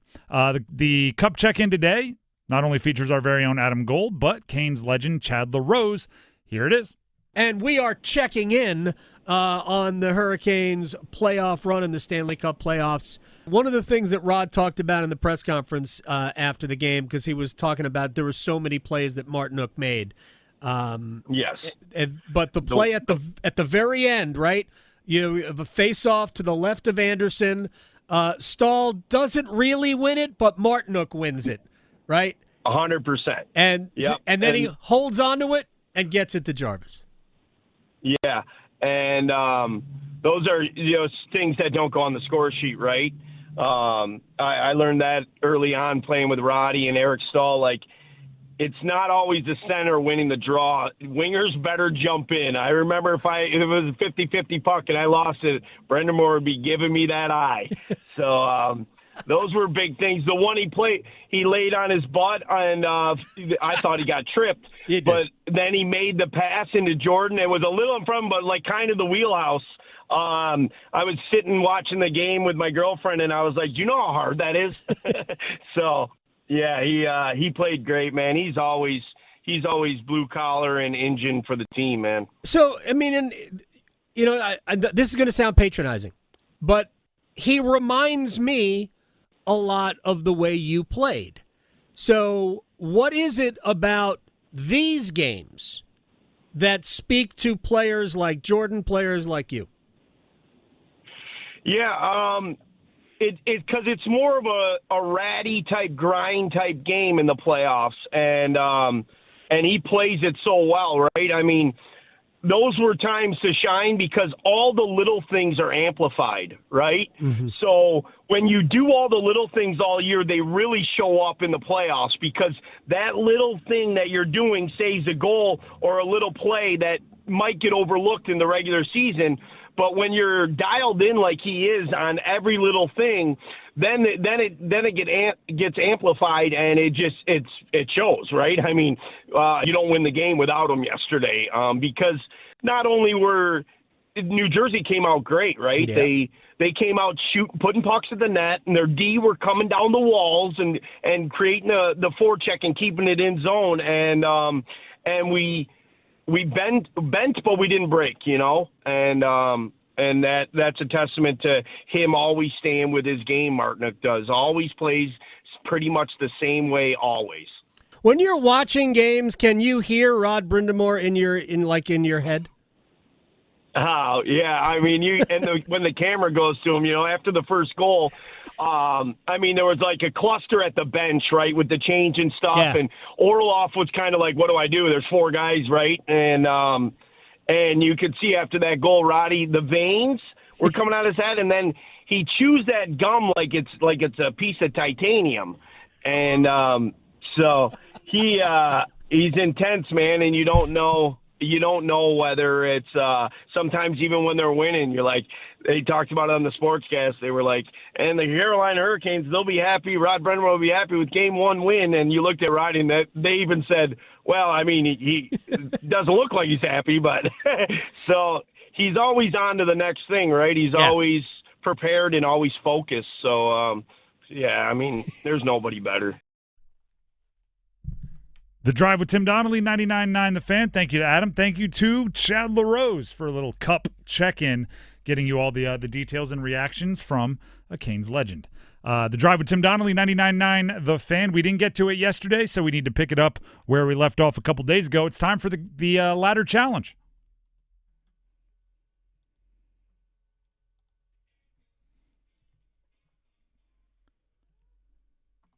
There it is.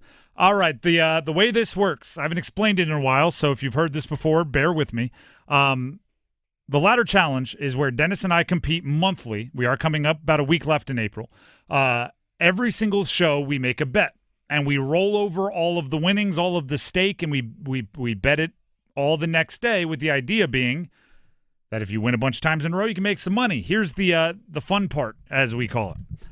They're all very likely to win bets, right? They're all somewhere between minus 500 and minus 1,000 in betting odds, which means, roughly 83% or better likely to win. So we figure if we take a likely to win bet, we pay attention to a lot of sports, we can string together a long row of winners. And if we do that, you can 5, 6, 7, 8 times your money easily within a month. We've both done it over different months.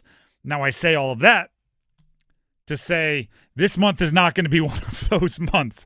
No. We're looking pretty amateur out here. I am up to $12.34. We started with 10, and every time you get it wrong, you have to start back with 10. So that tells you how my month is going. Dennis, what are you up to?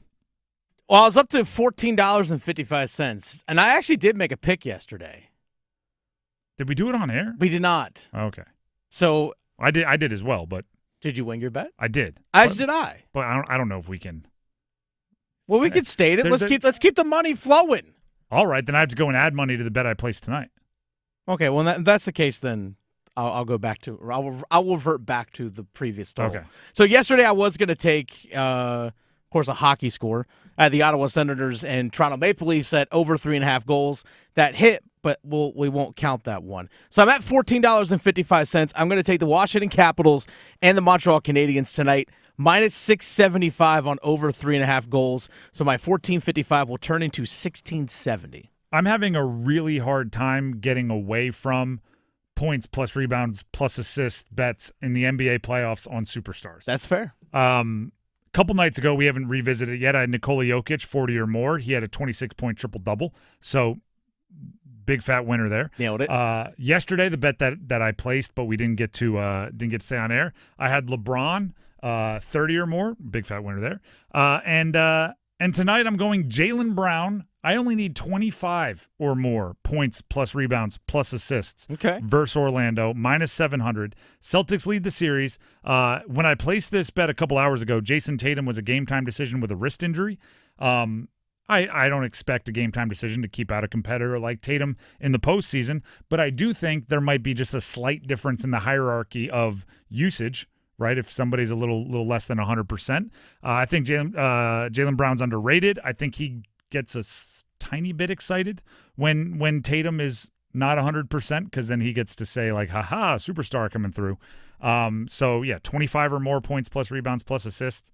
I almost went with Paolo Banchero in this one, but with the Tatum news, I swayed to Jaylen Brown. Banchero on the other side, former Duke guy. That'll turn my 12.34 into 14.10 if it hits. Nice. I like the over 3.5 on the hockey side of things because in the NHL playoffs, teams are more likely to pull the goalie sooner to try and get an equalizing goal, even if they're down 2. Kind of like we saw last night. Yes. But I don't know. Markstrom actually had trouble getting off the ice yesterday because Carolina kept holding on to the puck late. It's like I looked at you. I was like, he can't get off the ice. Yeah. Carolina has the puck. He can't even get off the ice. Neck was getting a workout of bench, forward, bench, puck, bench, puck. Like, what do I do here? Come on. That's where he was yesterday. But and then he left and they scored the empty netter. So exactly. You're seeing a lot of empty net goals this playoffs. A lot of empty netters. So we each have a little bit of a honey hole. We'll see which one helps him out the most and gets the win as we move towards the end of the month. The trophy, for those of you watching on YouTube, does stay right here in the host studio after I won last month. The Drive with Tim Donnelly, 99.9 The Fan. What do we have now? Oh, that was the ladder challenge, which means we now have to get to hit it and quit it. Let's line them up. I want you to hit it. Hit it and quit it. I'll get us started. Drake Powell going pro. UNC, 5-star freshman this past year, 6'6", all the measurables. Kind of, NBA big board, a little late first round expectation, mid first round in some places. Here's what I am in favor of for Drake Powell. Obviously, for just local entertainment, I think he's a very good player. I'd love for him to stay at UNC. But my more virtuous, less self-centered thought is wherever he's going to develop best. Right? I actually I will say, I don't think he reached his potential this past year. Partially because his potential is through the gosh darn roof. He has all of the physical skill sets you could ask for in a oversized athletic wing. I also think it's overstated. I get very confused when basketball players elect to go pro and people go like, well, he needs another year to develop. I'm going like, well, wait a second. It's your job in the NBA. 24 hours a day. You have full-time staffers. You don't have to worry about, math class. You don't have to worry about making sure you get your general breadth requirements. You don't have to worry about so much, right? You can eat if it's like it's a whole thing. So I do think it's more like you get in what you put in at the professional level. College, there's more hand-holding. So sometimes players need that. But if Drake Powell, and by the way, it appears as if he is a exceptionally mature, ready to take control of his career, gonna do the right thing guy, it might be a faster path towards reaching the top of his potential in the NBA. Now, I do think you need a team to understand that when you draft him, right? I don't think it's good for Drake Powell if year one he's, the starting three for a contender, right? I think it's more like a bench guy, can play minutes, but understands 2 years from now we're going to need you to be a star. Right now we need you to unlock some things within your game. So as long as that's the idea, I have no problem with him going pro. Again, like I said, selfishly, I'd like for him to stay at UNC. But now it gives UNC an option, right? Another roster spot. It's one of the silver linings of the transfer portal era is anytime you lose a guy, it's not just sad. It's also kind of exciting because it's like, ooh, who else could we put there? There was a point in time where once you lost a guy, if it was this late, you'd be like, oh, and we didn't get a high school recruit to take that spot. Oh man. Now it's like, oh well, wait a second, who is available?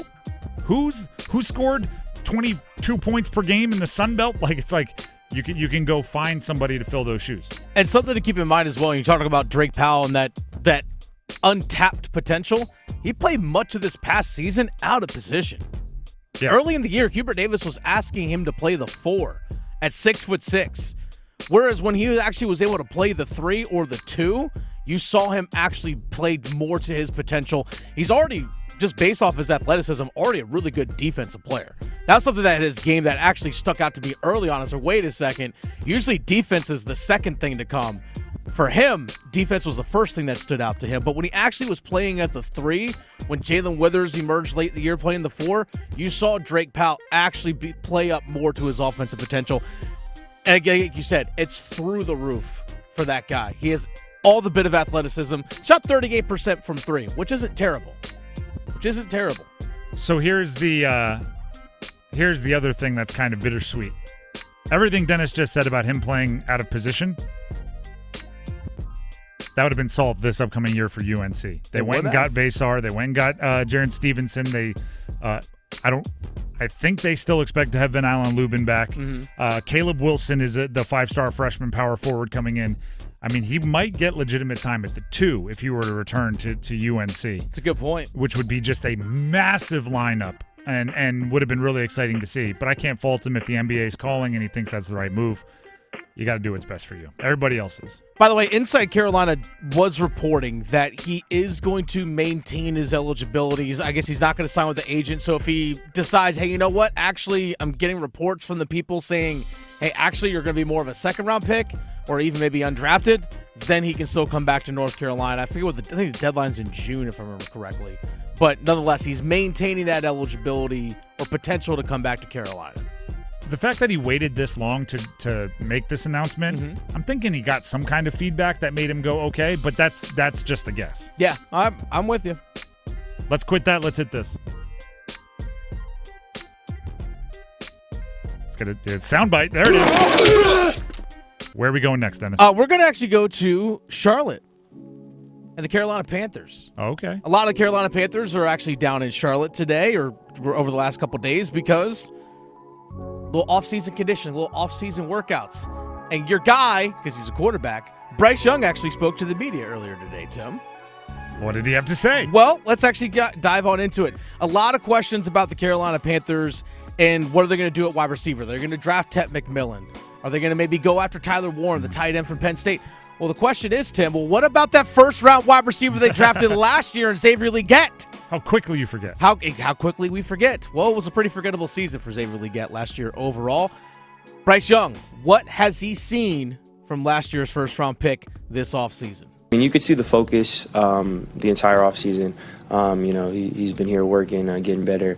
And you could just see the comfortability. It's different from someone trying to figure out a new playbook and figure out, a new league and field dimensions and split all the little things that the league brings. Now you could tell he's comfortable in that. He's confident.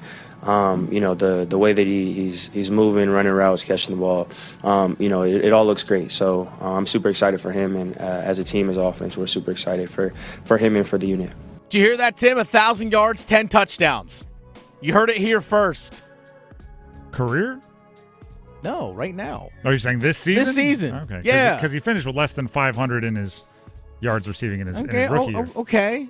No, I don't even know if this could be me, twisting facts into something that I want to see. He wasn't like the kid that showed up at South Carolina his freshman year and dominated from the beginning. There was an adjustment period. He was pretty much a one-year breakout his last year at South Carolina, which means, and I believe that was his 5th year. So he had 4 years of kind of building up. He had, 3 years. It was his 3rd year with Shane Beamer as the head coach that he broke out. 2nd year with Spencer Rattler as his 2nd or 3rd year with Spencer Rattler as his quarterback. So he might be a guy that just needs to get comfy.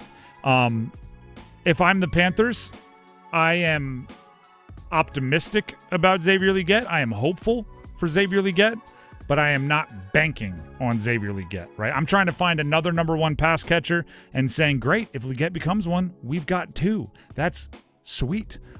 But if he doesn't, I still want to make sure my tracks are covered. So that's the way I would do it, right? You're not counting the individual out, but after that rookie year, and I know there were some injuries, you have to kind of recalibrate your plan. And he didn't have a Malik Neighbors rookie year.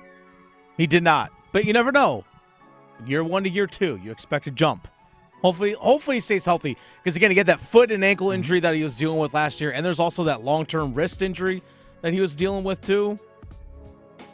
So he's wildly easy to root for. He's really likable. So I hope he puts it all together, but I hope the Panthers also have a backup plan.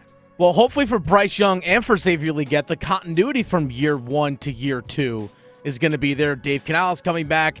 Pretty much the entire offense is coming back outside of Miles Sanders.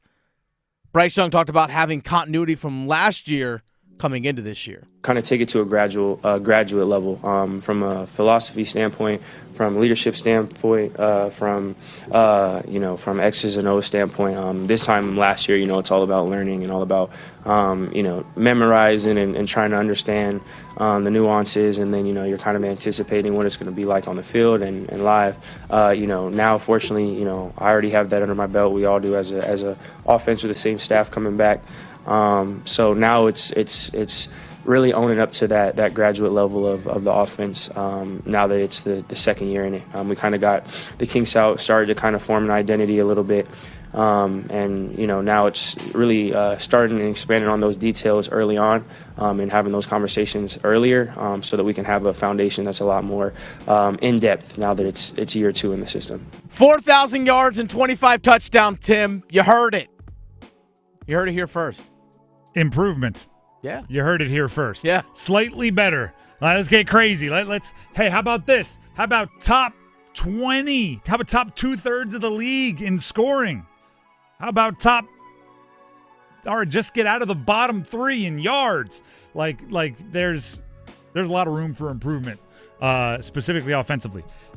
The number 1 most important thing for stability. Actually, I'll go two most important things for stability. I love when an offensive line has reps together, and they're returning the entire offensive line, which I think is important. And then also the continuity, the stability between quarterback and play caller. And for the first time in a long time, they're going to have some stability there. If you just bring up the Panthers Pro Football Reference page, you'll see multiple head coaches the 2 years prior to Dave Canales, right? Because there was Reich and Tabor, there was Rule and Wilkes. There you see the quarterbacks changing, right? Mayfield, Darnold, Bridgewater, Allen, Newton, the years before Bryce Young took over.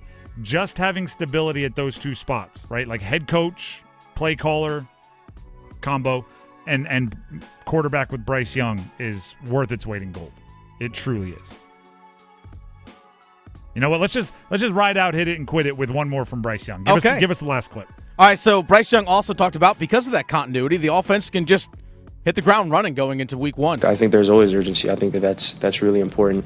Obviously there's comfortability and we understand certain things, but there has to be urgency. It can't be a laid-back approach. There's stuff for us to build off of. Again, we're confident, we're excited for the future, but we have to be urgent about building and growing. And there's definitely that sense throughout the building. So that's a big theme for us.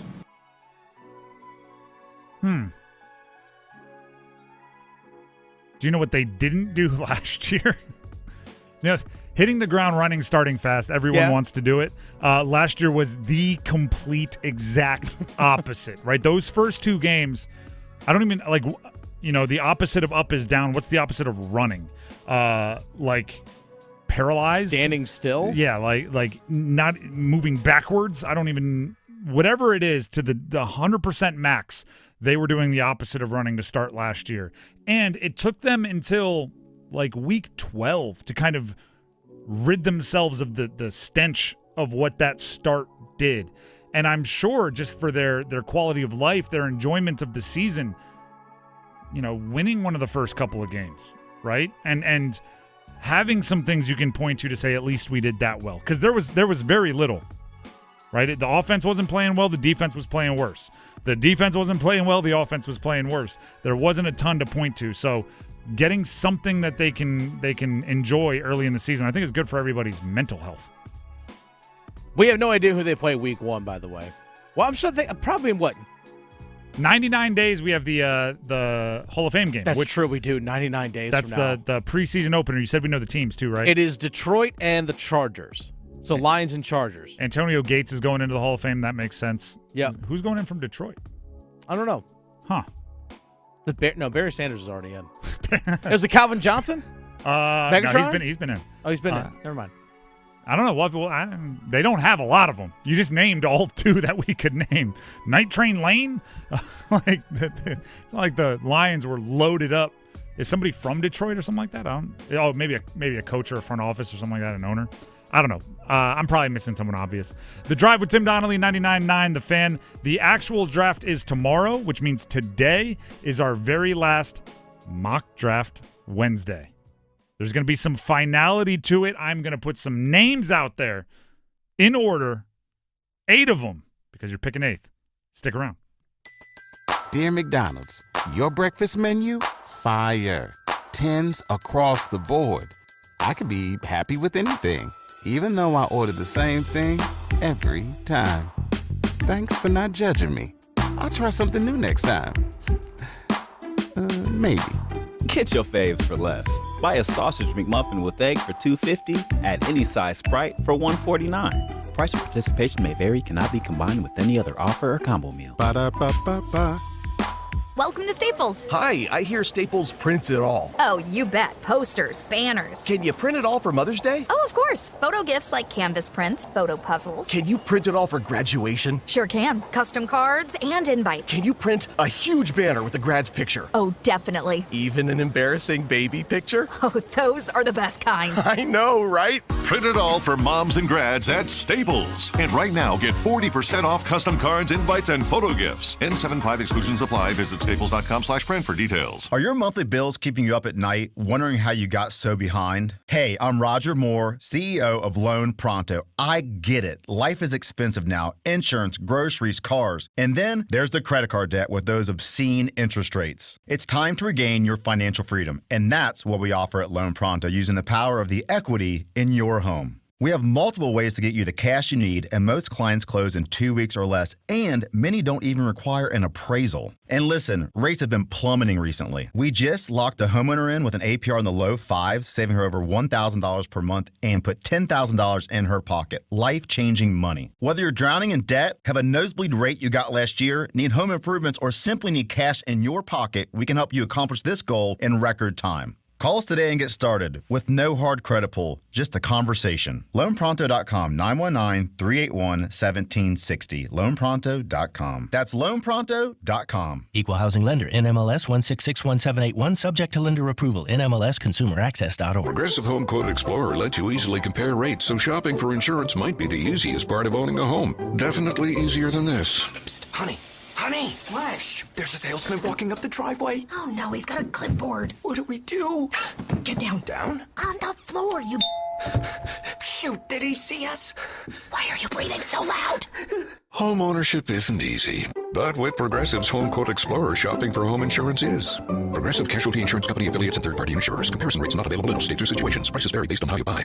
You ever try fixing your car and realize you're missing that one part? Yeah, been there. That's why eBay's my go-to. They've got millions of parts, guaranteed to fit. I'm talking brake pads for when yours have seen one too many miles of stop and go. Oil filters, cause you don't mess around with your engine care. Even got this cold air intake on my watch list. I might just go for it. To keep the ride cool and your DIY streak hot. Find all the parts you need at prices you'll love. Guaranteed to fit every time. eBay. Things people love. Eligible items only. Exclusions apply.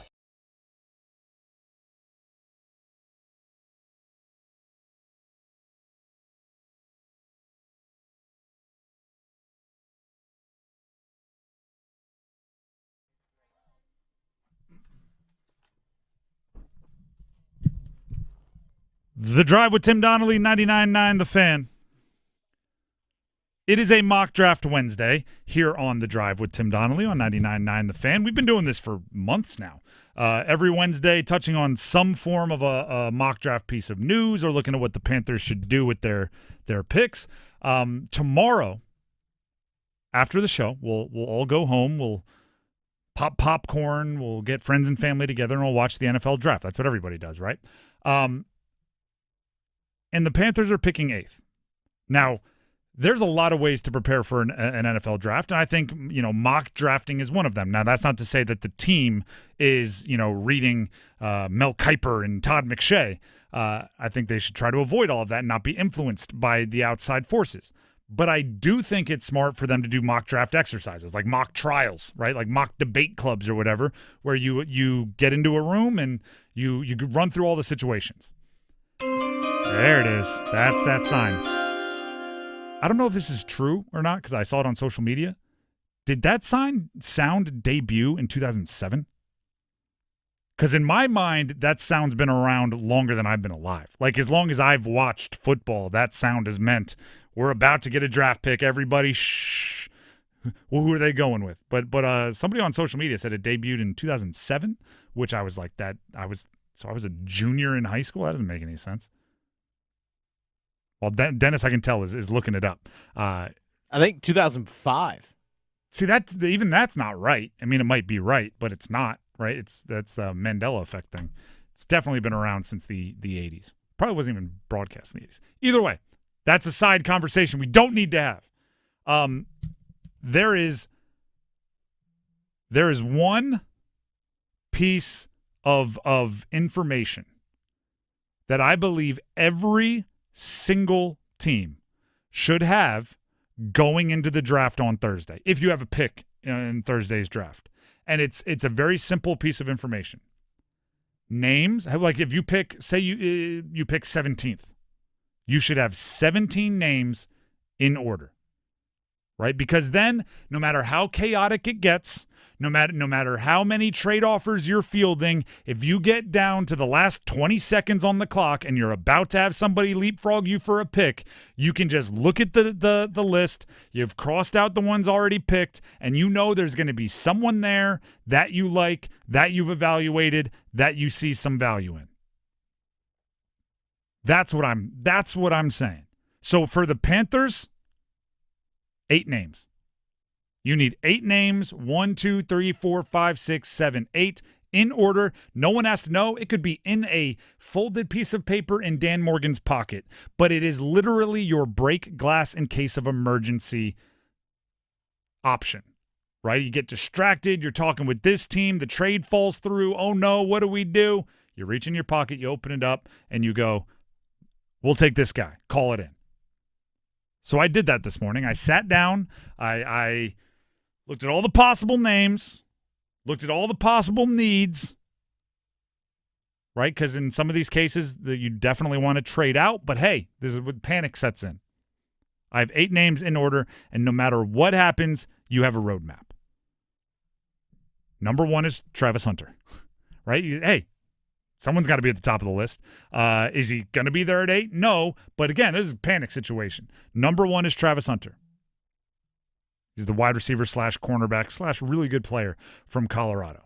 I think he's special. I think the Panthers would love to have him as just a wide receiver or just a corner. So if you can get a little bit of both, lovely. Number 2, Abdul Carter, edge, Penn State. Position of need, exceptional potential, has the size, the speed, and everything else that goes along with it. And he's number 2. I struggled with number 3, but I went with Mason Graham, defensive tackle from Michigan, partially because of the way he fits with Derek Brown. Again, this is a Panthers-specific list. This is not who I think are the best players. This is who I would draft if I were the Panthers. And if you put Mason Graham opposite of Derek Brown, I'm not as worried that Mason Graham's a little undersized because Derek Brown is going to be the guy swallowing up double teams. And I think you can use Mason Graham maybe to get after the quarterback a little bit against one-on-ones. 4, Jalen Walker, linebacker / edge from Georgia. Partially this is I am an old school football guy, and I like violence at the attack. When he gets to a running back, when he gets to the quarterback, you can tell he loves him some contact. And I like that from my defensive tone setters. And they need, by the way, strip sacks. They need big plays. They need big hits to get teams, get their sidelines ignited. Even when they were playing well last year, it was almost like a dull, like, all right, a 3 and out. Look at that. They got off the field on 3rd and 7. Like, I need somebody to do something, and he does that. 5, Colston Loveland, tight end, Michigan. Interesting. I'm a big fan. Great route runner. I'm drafting him as a number 1 pass catcher. Okay, that's fair. I'm drafting him because I think he brings, and this is not a quality comparison. This is a stylistic comparison. He moves like Kelsey. Similar body types, similar strides. You can tell they both played basketball. They have some of that crossover move, similar instincts. I think he was hamstrung at Michigan a bit. Because remember, you ready for a fun fit? J.J. McCarthy was a first-round drafted quarterback. He threw for less yards per game than Ashton Genty ran for. He was throwing for about 200 yards a game because Blake Corum was so good and their defense was so good. Then this past year, after McCarthy went pro and got hurt, the Michigan quarterbacks were just not living up to it. So Loveland, while some of the advanced analytics love him and the tape, I was super impressed, didn't put up the huge production. I think that's what's keeping him behind a guy like Tyler Warren from Penn State. He's good. And who cares if he can't block? You're going to split him out every play anyway. Number 6, Teteroa McMillan, wide receiver, Arizona. It's boom or bust. I've said that about the evaluation for him from the very beginning.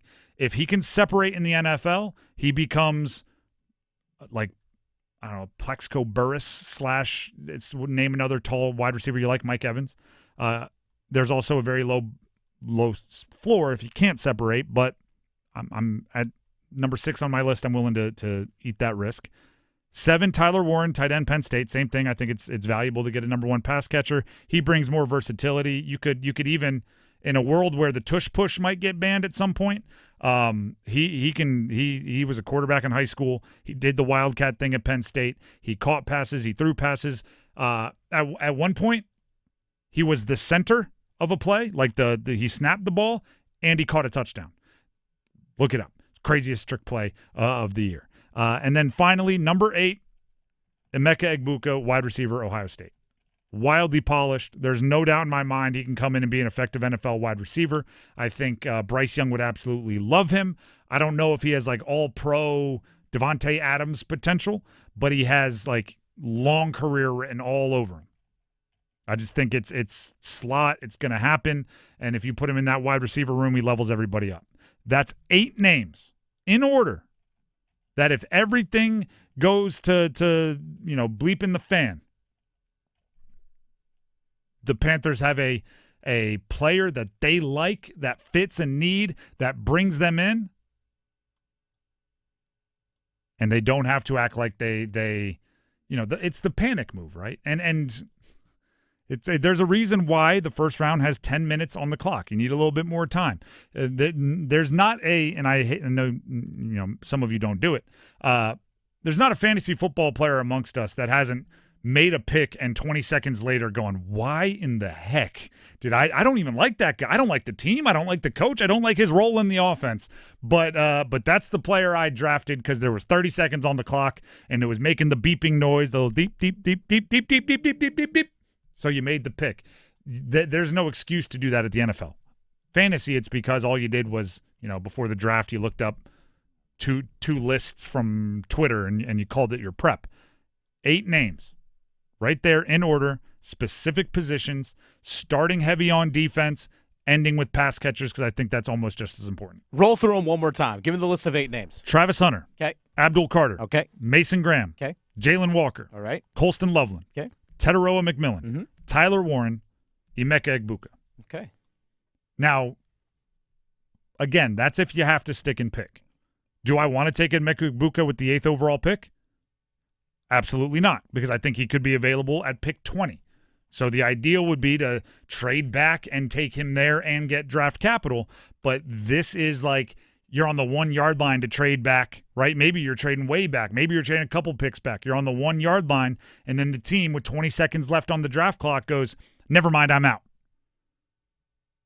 You, what do we do? You take out your piece of paper, you look at those 8 names, and if it's Emeka Egbuka, you might walk away going, that didn't go 100% the way I wanted, but we saved a catastrophe from happening by being a little bit of prepared. And I think that should go all the way to pick 25, right? Like pick 30. If the first round, wherever you're picking, you should probably have 32 names on day 1 ready in case you trade back. Yeah. But for sure up to your pick. And I wasn't going to sit here and list 32 names for you. Yeah, I don't think everyone won that. I could just make some names up. I want Samuel Jones. I want Trenton Darwin. Those aren't real people.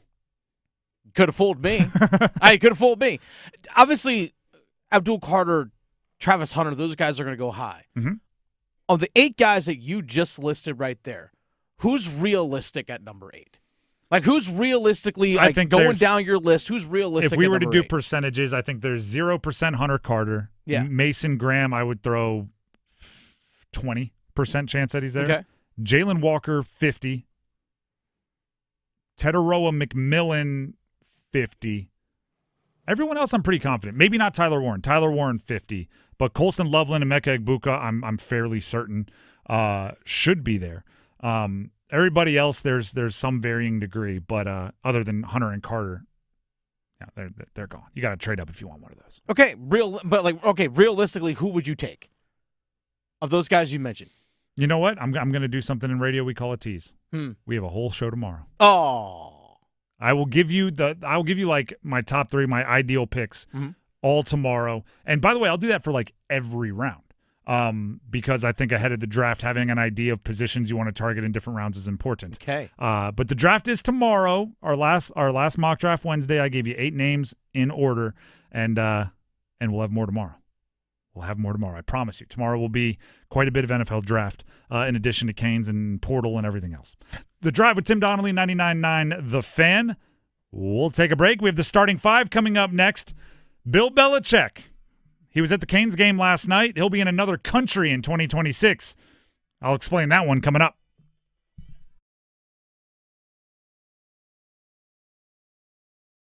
Need more Stanley Cup chatter, Canes fans? Listen afternoons at 12:15 and 4:15 for our Cup Check-In.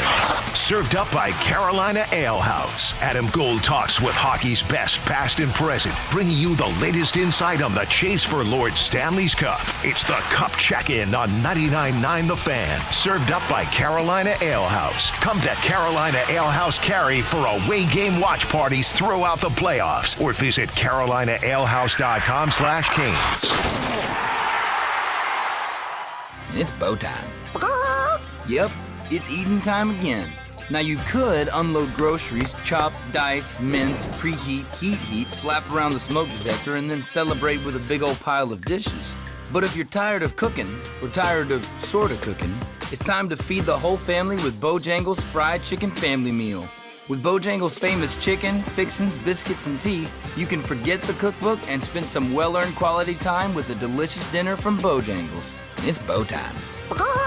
There's no time like bow time. Time to stop whatever you're doing for some of that bodacious Bojangles flavor. Satisfy your craving for flavor and your passion for boneless chicken with Bojangles 4-piece Supremes Dinner. 4 perfectly seasoned, Cajun-fried, whole breast tenderloin fillets, choice of fixin', a made-from-scratch buttermilk biscuit, and Bojangles' legendary iced tea. When you're hungry for flavor and value, it's bow time.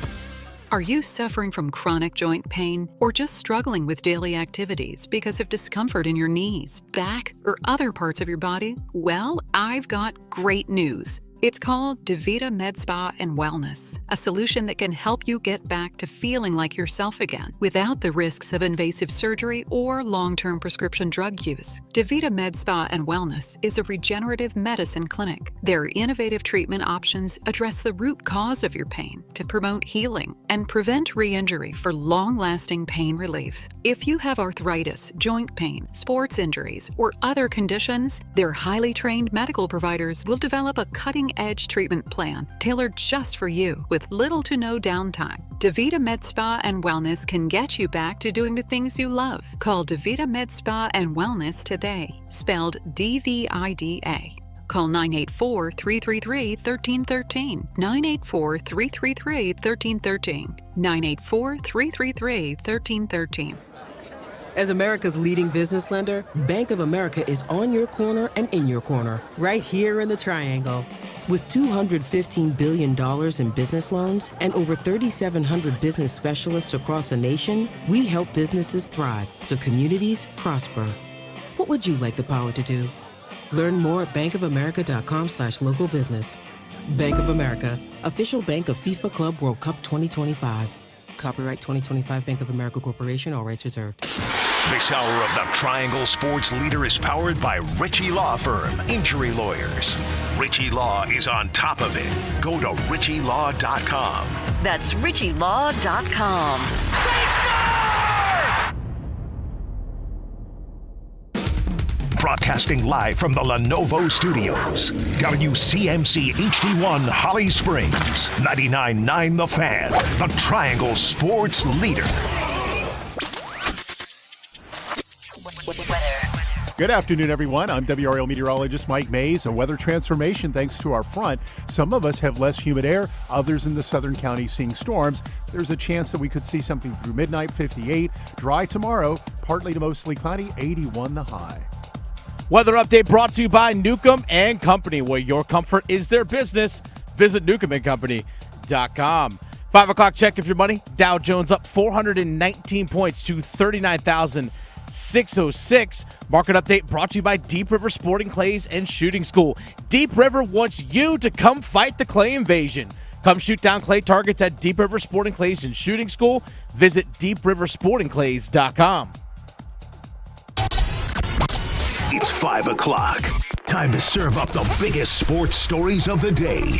Here comes your starting 5. The Drive with Tim Donnelly, 99.9 The Fan.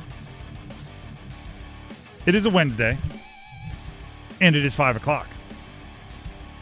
It is time for the starting 5. Let's go ahead and fire it up and start with number 5. Count them. 1, 2, 3, 4, 5. Carolina will hand to Hampton. Leaps over the pile. Is hit at the 4. Let's go! His way in for the touchdown. Hampton was met midair and would not be stopped. By the way, Starting 5 brought to you by Ritchie Law Firm, Injury Lawyers. Injured in an accident, Ritchie Law is on top of it. Visit ritchielaw.com. That's RICCI law.com. That was one of my favorite plays of the year last year. It was against Wake Forest. The Omarion Hampton where he leapt and had, like, any strength and conditioning coach will teach you that power is generated from the ground, right? Force from your body driven into the ground propels you forward. Somehow Omarion Hampton, with no contact on the ground, right? He was leaping, delivered a hit to a player and basically ran him over. It's a physical impossibility, but he did it, which is why he's probably going to be a first-round pick tomorrow at a position that rarely goes in the first round. Speaking of UNC football, though, Bill Belichick was at the Canes game last night wearing his Carolina blue shirt, jacket, tie. I have to admit, it didn't look like the most comfortable outfit to be at a hockey game, but he reps that. It's almost his uniform. He wears it a lot. Got a lot of booze. Did get booed on the Jumbotron. It's just not a UNC building, I guess. But he was having fun. His girlfriend with him. He was in one of the suites hanging out and taking in a Canes win. In 2026, he'll get a chance to go to Ireland. UNC football announced that they are starting their 2026 football season against TCU, which is who they open up their season against this year. But they'll be doing it in 2026 in Ireland, in the home country. Technically, it's a home game for TCU, by the way. That's good. That's big. So UNC didn't have to give one up. Yep. Right? They can still get all of – but actually, it's a non-conference game, so – I don't think it mattered too much. I think they could have – never mind. Because you can have all your non-conference games at home if you want to, right? Usually teams like to have a whole bunch of home games because they're more likely to win. They make more money and all those things. But I think these events are really, really cool. I think it's great when teams go overseas for sometimes they get like off-season little like excursions. Sometimes basketball teams can go overseas and play exhibitions. I think it's all about enriching the student-athlete experience, right? I'm not talking down on any home arenas. Like, they're not like, oh, man, now we don't have to play, we play another game in Keenan. Like, they're not doing that. But you do remember it, right? You remember going somewhere else. You remember playing in another country. You probably get some sweet gear out of it. It becomes one of those kind of pillar memories that everything else becomes judged around. There's a podcast, and I reference it all the time. I think it's Malcolm Gladwell, maybe Revisionist History. Name of the pod, maybe. If it's not, don't quote me. But it was all about memory, right? And it's about making your life seem longer.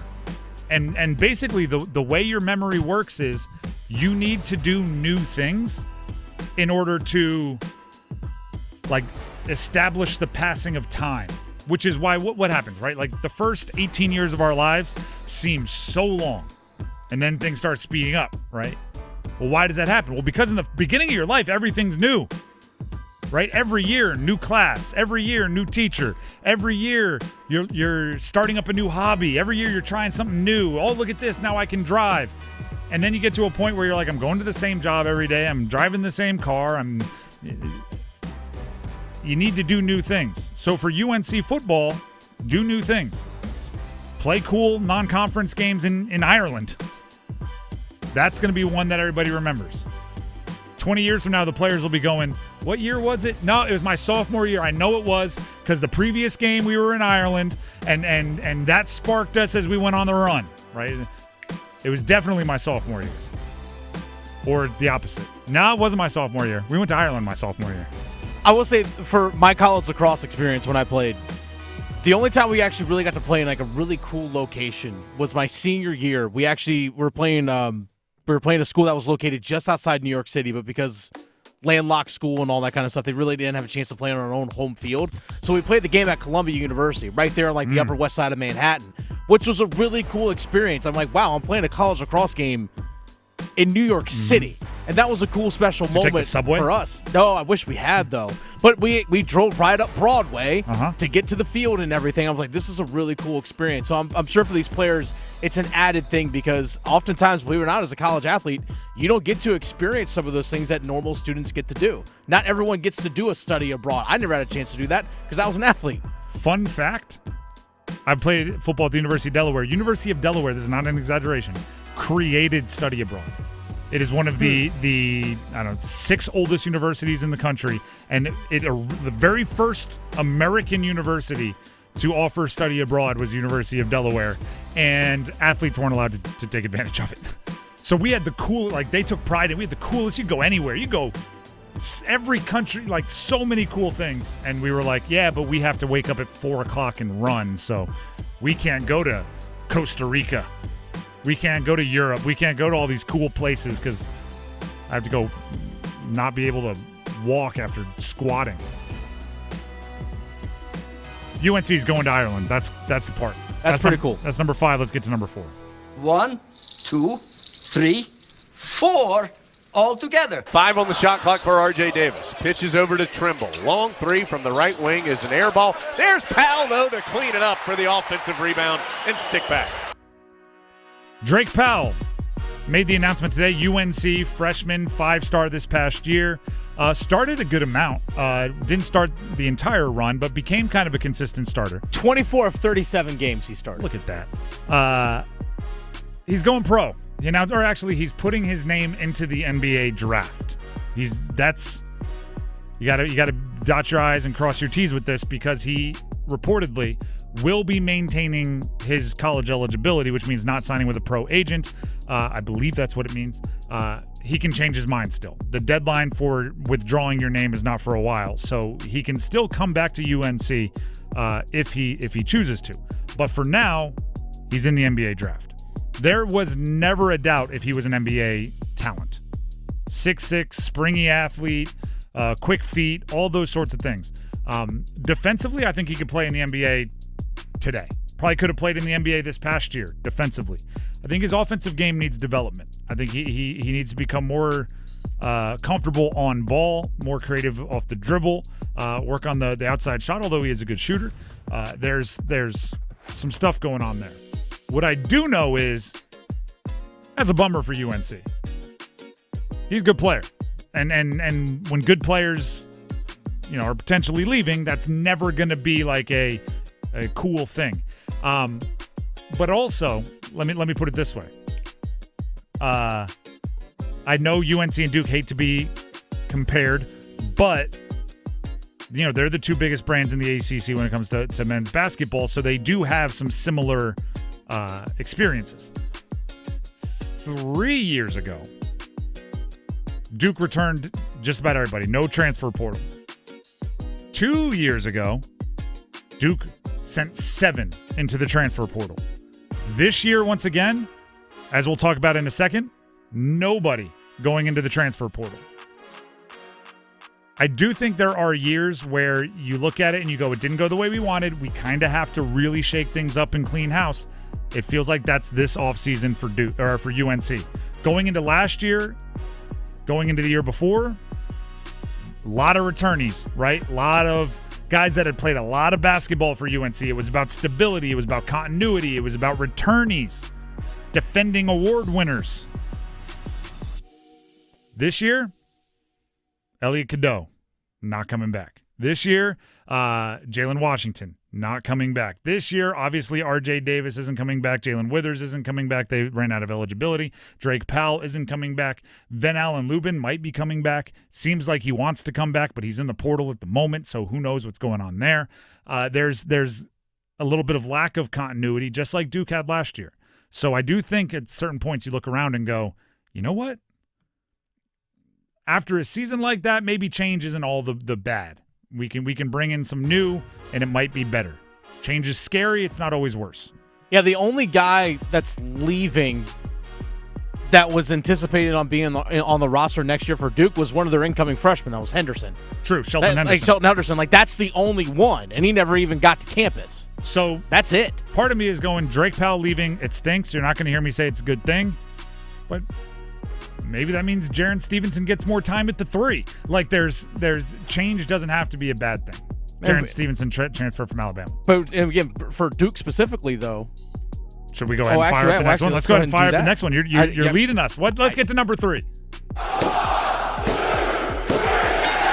Evans has it. He'll launch and hit.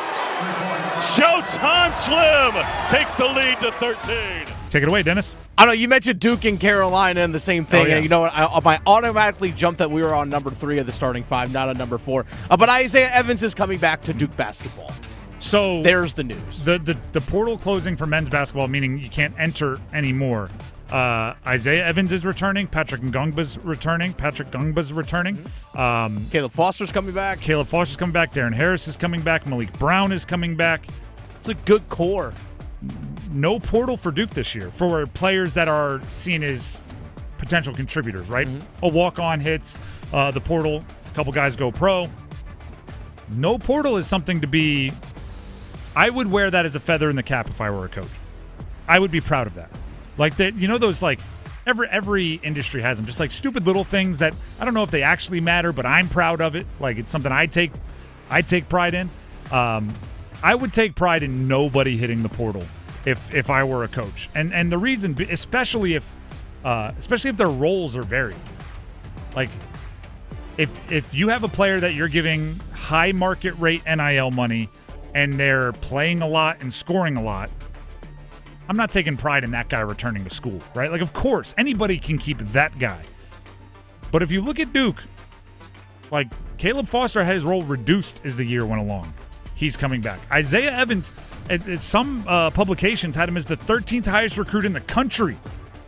And he started the year not even really in the rotation and had to work his way into the rotation and still wasn't a 25-minute-a-guy player at really any point in the season. So the fact that those guys are choosing to come back, in addition to Darren Harris, who wasn't in the rotation really at all and was another top 50 recruit in the country, that shows you're doing what you should be doing as a program. Can you keep the guys when, like, one of the two? This is how I'm going to say it. If both things are present, then anybody can keep a player. If the NIL money is present and the playing time is present, anybody can keep a player. If one of those isn't there and you can still keep a player, or both of them isn't there and you can still keep a player, that means you're doing something right in your program. They're seeing value just in being there. So for somebody like, I don't know what NIL payments are, but I know Isaiah Evans has at least a few partnerships. If the NIL money is there, the playing time really wasn't there for a large part of the season. He's coming back. Darren Harris, I don't know what his NIL contract is, so whether the money is or isn't, the playing time darn sure wasn't. Yet he's still coming back. That's cool, and I think you should take pride in that. Then the next question is, do you and can you go find a few guys in the portal that fit in? You have one of the top recruiting classes in the country, right? The Boozer twins and Jimena, right? Those guys coming in, they're going to expect a role. You now have half of the number one recruiting class from last year coming back, which was voluminous. There were a lot of guys, not to mention Malik Brown still going to be around, and he's still going to be looking for playing time. There are a lot of mouths there to feed. Is there a way to work in another portal edition? Do you need another portal edition? Right? I think it's a strong team. Do you need to supplement it somewhere? And can you? That's the next question. John Shire can answer that one with his actions over the next handful of weeks and months. That was number 3. Let's hit number 2. Just the two of us.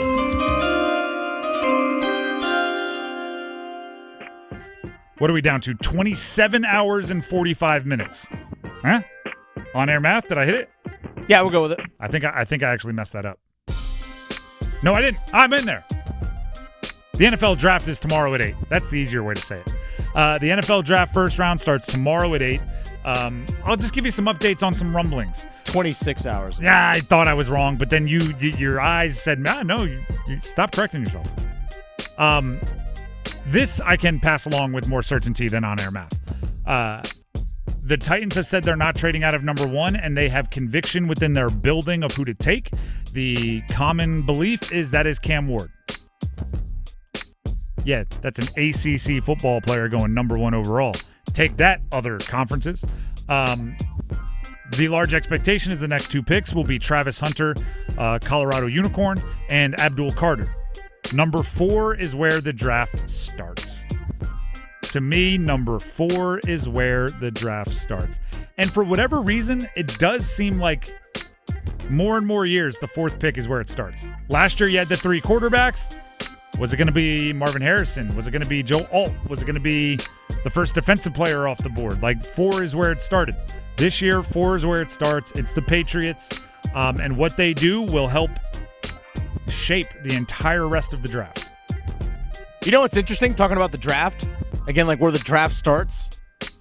It's interesting. Vegas knows a lot of stuff. Vegas being the odds makers of the bookkeepers and all that stuff. Here's some betting odds as of right now. I like this. First overall pick, Cam Ward, minus 20,000, which means you need to bet $20,000 in order to make 100. Second overall pick, Travis Hunter, minus 1,100. Third overall pick, Abdul Carter, minus 800. Fourth overall pick, Will Campbell, offensive lineman out of LSU, minus 500, fourth overall pick. Here's the thing. At pick number 5 to the Jacksonville Jaguars, Ashton Dentia, minus 160. And that did just become everybody's prediction in the last 2 days. And then Armand Membu at number 6 to the Vegas Raiders. He's at plus 130. He's the odds favorite. Pick 7, things are a little bit more dicey. Tyler Warren is a plus 250, leads the odds there. But at pick number 8 for the Panthers at minus 105, Jalen Walker, the 8th pick. See, this is what I'm talking about when I say the 4th pick can shape the entire draft. Now that the Genty to number 5 rumors are becoming so strong, if the Raiders, who are at 6 and may have been thinking Genty this whole time, now they know they got to go to number 4 if they want to get Genty because Jacksonville's waiting there at 5. If they don't make that move, now Genty is there at 5. If Jacksonville takes Genty, does that make Travis Etienne available? And right, we hear all of these Chargers, Bears, Dallas, all these teams that need running backs. Can they go, oh, now we don't have to draft one high. We can give a late round pick for Travis Etienne. And then the teams that we thought were surefire possibilities for Omarion Hampton in the 20s are now, they've solved it already with a veteran. And you know, it's the butterfly effect, right? One pick early in the draft flaps its wings, and suddenly, everybody's mock drafts go completely lit on fire. It's like after the first round of the NCAA tournament, everyone's brackets are donezo. So it is a really fascinating draft starting about a half hour in, right? About 25, half hour in, 25 minutes. Whenever they get to pick number 4 is when I think things get really, really interesting. For this NFL draft. And that's why the Panthers, speaking of number 8, have to be ready to pivot, shake, move, adapt, react, because there's no way to know what's going to come their way. It's going to be a lot of fun. Those odds, does it say which team is making the picks? They just said at pick number 8. I'm assuming that's currently based on, obviously, who's drafting there. Yeah, but bettors would want to know. Like, oh, no, the Panthers traded out. That's what makes it fun. What's Shedeur Sanders' odds at 8? Let me look. Trade out because somebody wants to leapfrog the Saints and draft the quarterback. Plus 2,000. I'm just saying. If you gave me 3,000, I'd take the bet. Throw a couple shekels. You get that plus 2,000 right now. I mean, it's a good payout. The Drive with Tim Donnelly, 99.9 The Fan. Let's jump to number 1. Go one! Now great work by Orlov. He'll fish it away. Here comes Martinook. He's got Stahl with him. Martinook up high. He scores! He continues to beat the devil. Jordan Martinook shorthanded. It's 2-1 Carolina. Carolina Hurricanes ended up winning that one 3-1 last night over the Devils to take a 2-0 lead in the first-round series. For more details on how it happened, why did it happen, who made it happen, we have 2 minutes of gold with our very own Adam Gold. Enjoy. Hey, it's Adam Gold, and I've got 2 minutes for two players that gave Carolina a 2-0 series lead last night, plus a bonus couple of twos when we're all done here, and you can discover why so many people trust Parkway Sleep Health Centers for better sleep. And boy, I slept well after last night's classic. It was a great playoff game, and it was Carolina's culture that really won it, and nobody embodies that culture quite like Jordan Martinook. Now great work by Orlov. He'll fish it away. Here comes Martinook. He's got Stahl with him. Martinook up high. He scores! He continues to beat the devil. Jordan Martinook shorthanded. It's 2-1 Carolina. That was the goal. There were other plays before then where Martinook showed what he was about on this Tuesday night in the capital city of North Carolina. Not only did he score that goal, he also nearly set up Jordan Stahl from the seat of his pants, and he was part of an amazing penalty kill in the third period that allowed Carolina the chance. But he wasn't the only player in the penalty kill because the goaltender had to be spectacular. Now he'll get the shot through, deflected. Andersen with the save. Rebound. Tatar to it. He'll drop it back. Chance. Andersen! Oh my goodness! He robs Nason on the follow-up. Frederik Andersen. Canes still have to kill. 30 seconds left. Devils keep it in. The crowd chanting the netminder, Freddie Andersen's first name. This chance gets out in front. Back to Nemitz. A quick shot out in front. Andersen makes the save again. His side-to-side movement there on Bastion. Premier. They were chanting Freddie, Freddie, Freddie, Freddie. In fact, in the post-game interview on TV, Martinook was chanting Freddie, Freddie, Freddie, Freddie. He is the culture. Carolina 2-0 in the series because of Martinook, because of Freddie Andersen, and it was almost not because of them, because 22 for the Devils, our old friend Brett Pesce, nearly stole the damn game from us. He was so good. Maybe the best player in the entire game. I felt bad for Brett for a second. Visit ParkwaySleep.com and start your journey to a healthier night's sleep. Parkway Sleep Health Center. Sound sleep, sound health, sound sleep after a great game. The Drive with Tim Donnelly, 99.9 The Fan. It was a great game. It was, and it was different, right? So the two games, 4-1 victory in Game 1, 3-1 victory in Game 2 for the Canes, were great for different reasons, right? The utter dominance of Game 1, the utter hard work it took in Game 2. And the fact that you can win in both ways is really, really important. I always worry about being too much of the wet blanket, too much of the Debbie Downer. You could argue, right? And we're just talking here. Nothing too serious. You could argue that all they've done is hold serve, right? There's a lot of people about 7-game series that say the series doesn't start till someone wins on the road. I think that saying's dumb because last time I checked, the Canes are up 2-0. They are up 2-0. If the Devils win their games at home, it would be a different series. It's obviously a way to stay confident if you're the team that just lost 2 on the road. But there, I do think that with every cliche, there's a grain of something real there. So you won your home games by a combined score of 7-2. That's good. Got a couple of empty netters. Take those away. It's 5-2. It's a little closer. We knew that these games could be a knockdown dragout due to the fact that you have two of the better defensive teams, two of the best penalty kills in the entire league out there playing against each other. There's injuries, there's context, but to me, I would relish in the opportunity to go answer all of that when you hit the road on Friday. Primetime Friday. Didn't give you primetime games at home. They're giving you one on the road. It's your opportunity to say, yeah, it had nothing to do with being at home. It had nothing to do with being at home. Had everything to do with the fact that we're the better team. We're the more mentally tough team. We're the more physically gifted team. And we want to get to the second round. Let's do it quickly, shall we? And I want to get to the numbers game, but we can't do it too quickly because Dennis has some info he wants to pass to you. But if you want to play the numbers game, get ready to dial in.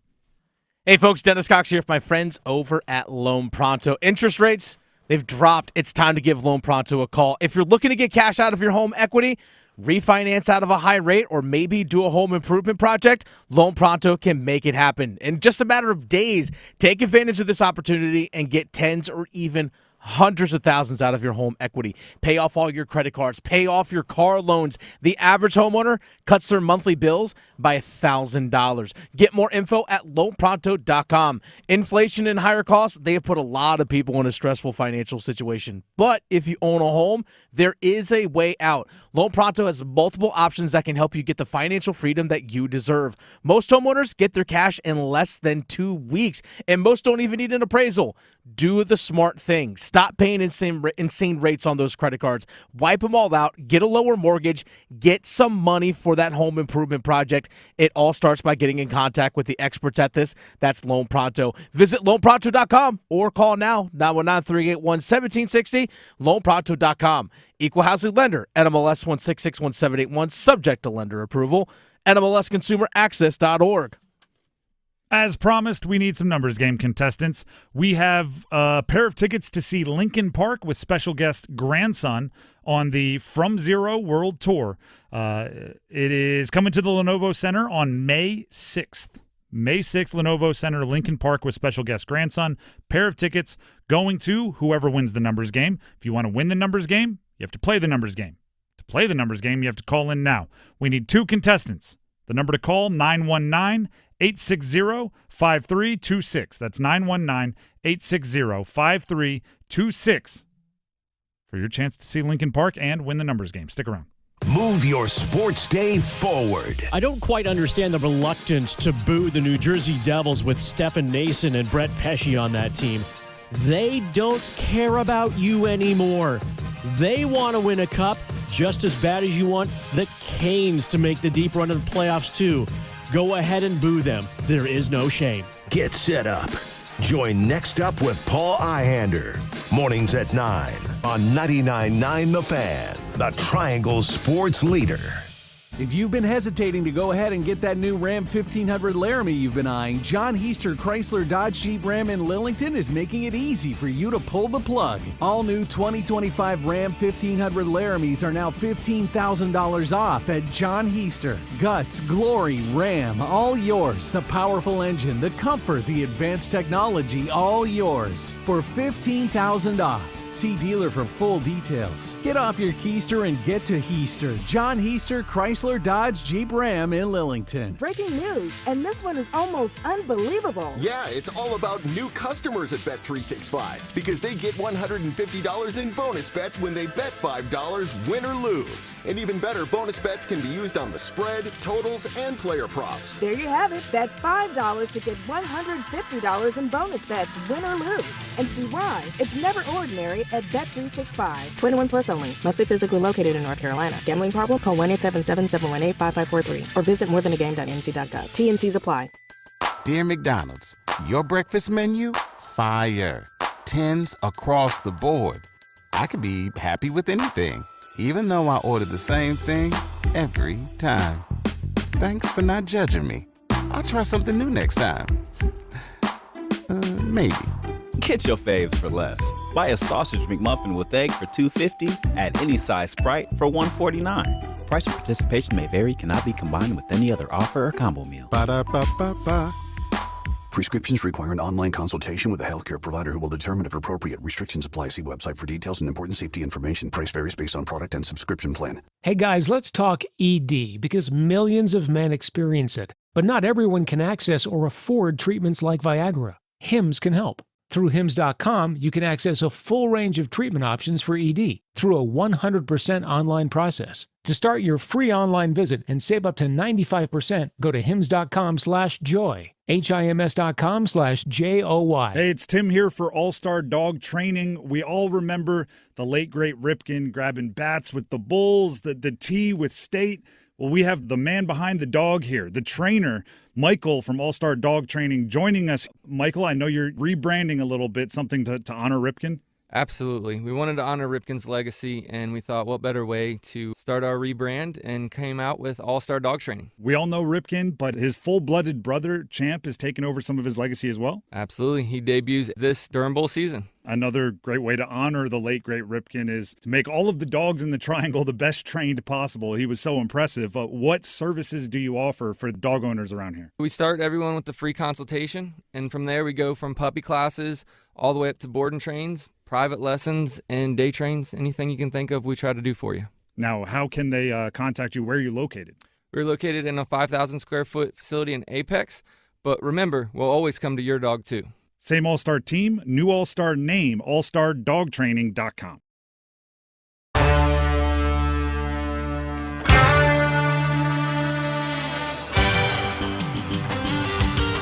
The Drive with Tim Donnelly, 99.9 The Fan. Let's see what we have here for the numbers game. We have Sal in Morrisville,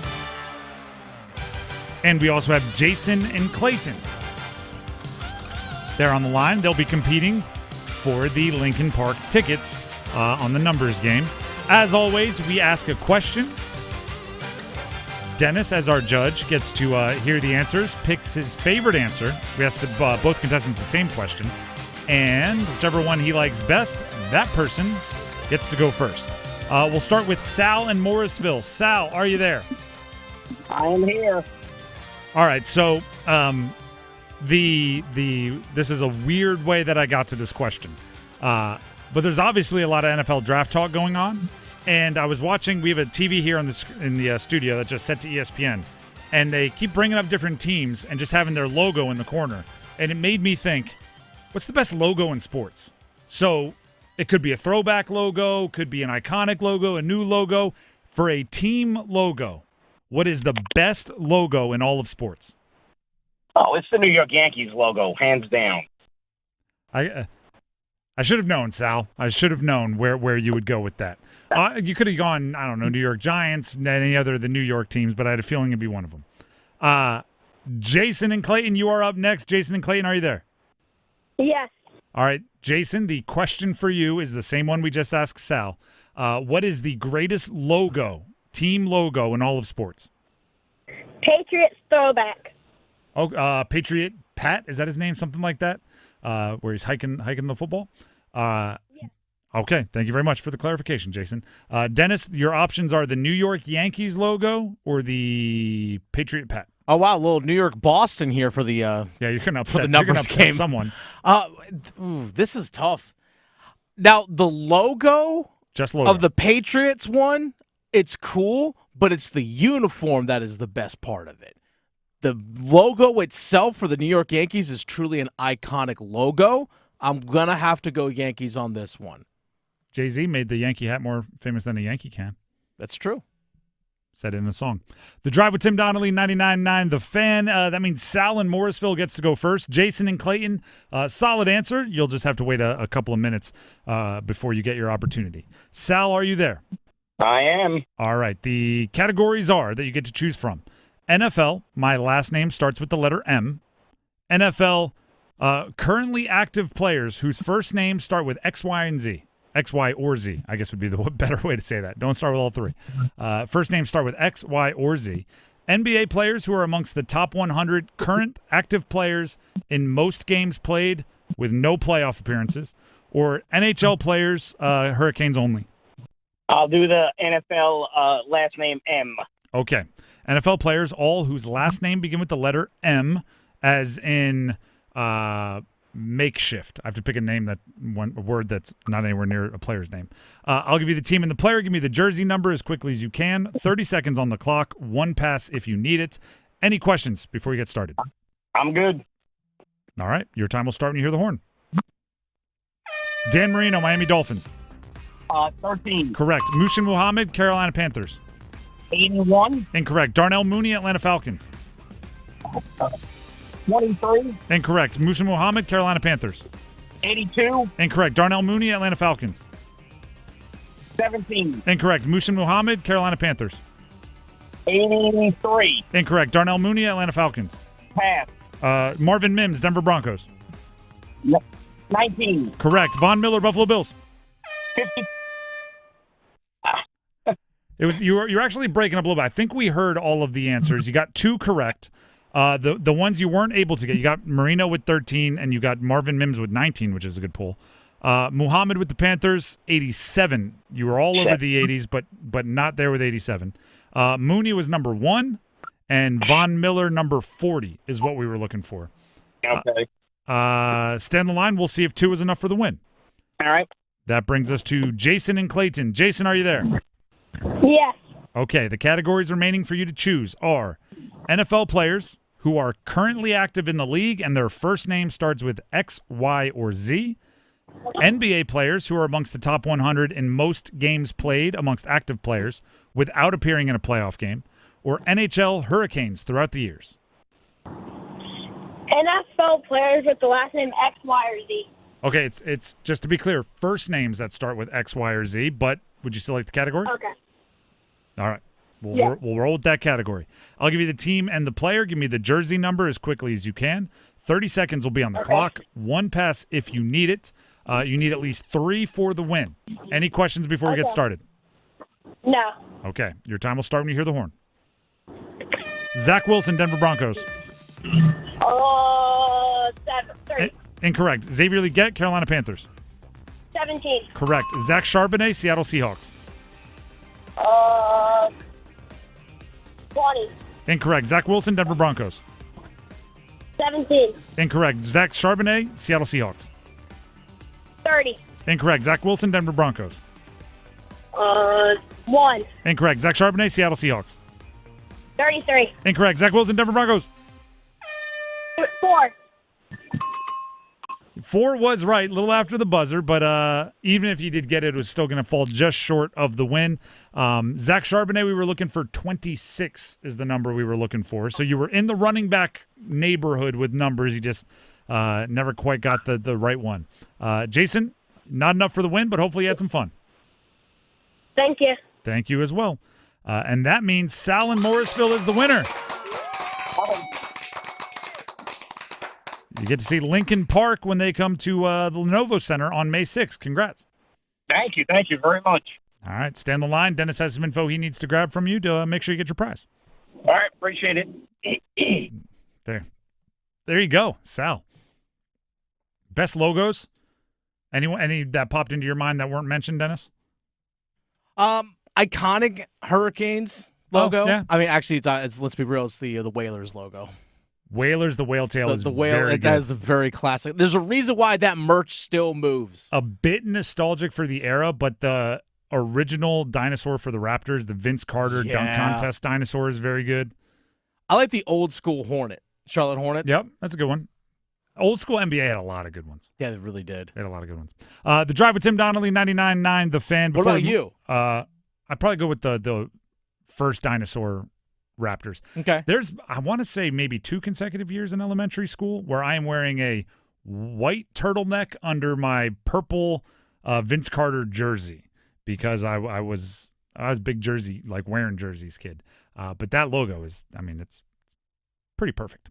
The Drive with Tim Donnelly, 99.9, The Fan. And yes, like I want to be clear, the icon, like New York Yankees, Green Bay Packers, those are in a completely different category to me. Like iconic Pittsburgh Steelers, like those are just, you know, they're like a leather-bound book sitting on a mahogany desk with a nice glass of scotch. Like it's more sophisticated. And then I like the 90s, like the original Panthers was pretty good.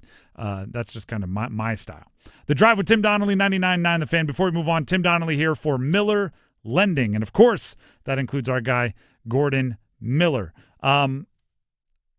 Rates, predicting them, it's a futile effort. It's a futile gesture, right? Rates are going to go up. Rates are going to go down. Wait till then. Wait till pounce on them now. More likely, what you should do is be prepared for the unexpected. Gordon Miller's been doing no closing cost loans since 1987, and he's shown everyone at Miller Lending how he has perfected them. They are the home of the no-cost loan and in their own right here in Cary. So when I give you the number to call in a couple minutes, you'll be calling someone local. Here's what a no closing cost loan is. It says it right in the name. No costs, no fees. Zero means zero. No third-party fees of any kind. You just find your rate, set up your monthly payment, and that's what you are responsible for. No cash out of your pocket at closing whatsoever. And the reason why that's so important is, if you do have to close on a rate that's a bit higher than you want, because that's what mortgage rates are doing at the moment, you have that nest egg of cash that you would have had to spend on costs and fees that can help you mitigate that higher monthly fee for a while. And then you have to hope, like so many of us do, that rates drop, right? The average length of a loan in our country is less than 4 years, and it's been that way for decades, which means you're either moving and getting a new mortgage, you are refinancing because rates drop, or you're paying off your mortgage within 4 years. So if that's the case, don't buy down rates. Don't think, over 30 years, this rate is going to cost me. What you do is you don't pay the cost and fees with a no closing cost loan, and you're prepared to pounce when rates drop with another no closing cost loan. Do it over and over and over again. Give them a call to learn more, 919-447-3377. That's 919-447-3377. Or visit them online at millerlending.com. That's millerlending.com. Miller Lending is an equal housing lender, and MLS number 250-2146. Turns out Alexander Nikishin has not signed his deal with the Carolina Hurricanes yet, but there is some reasoning behind it. It's coming up next. Stick around.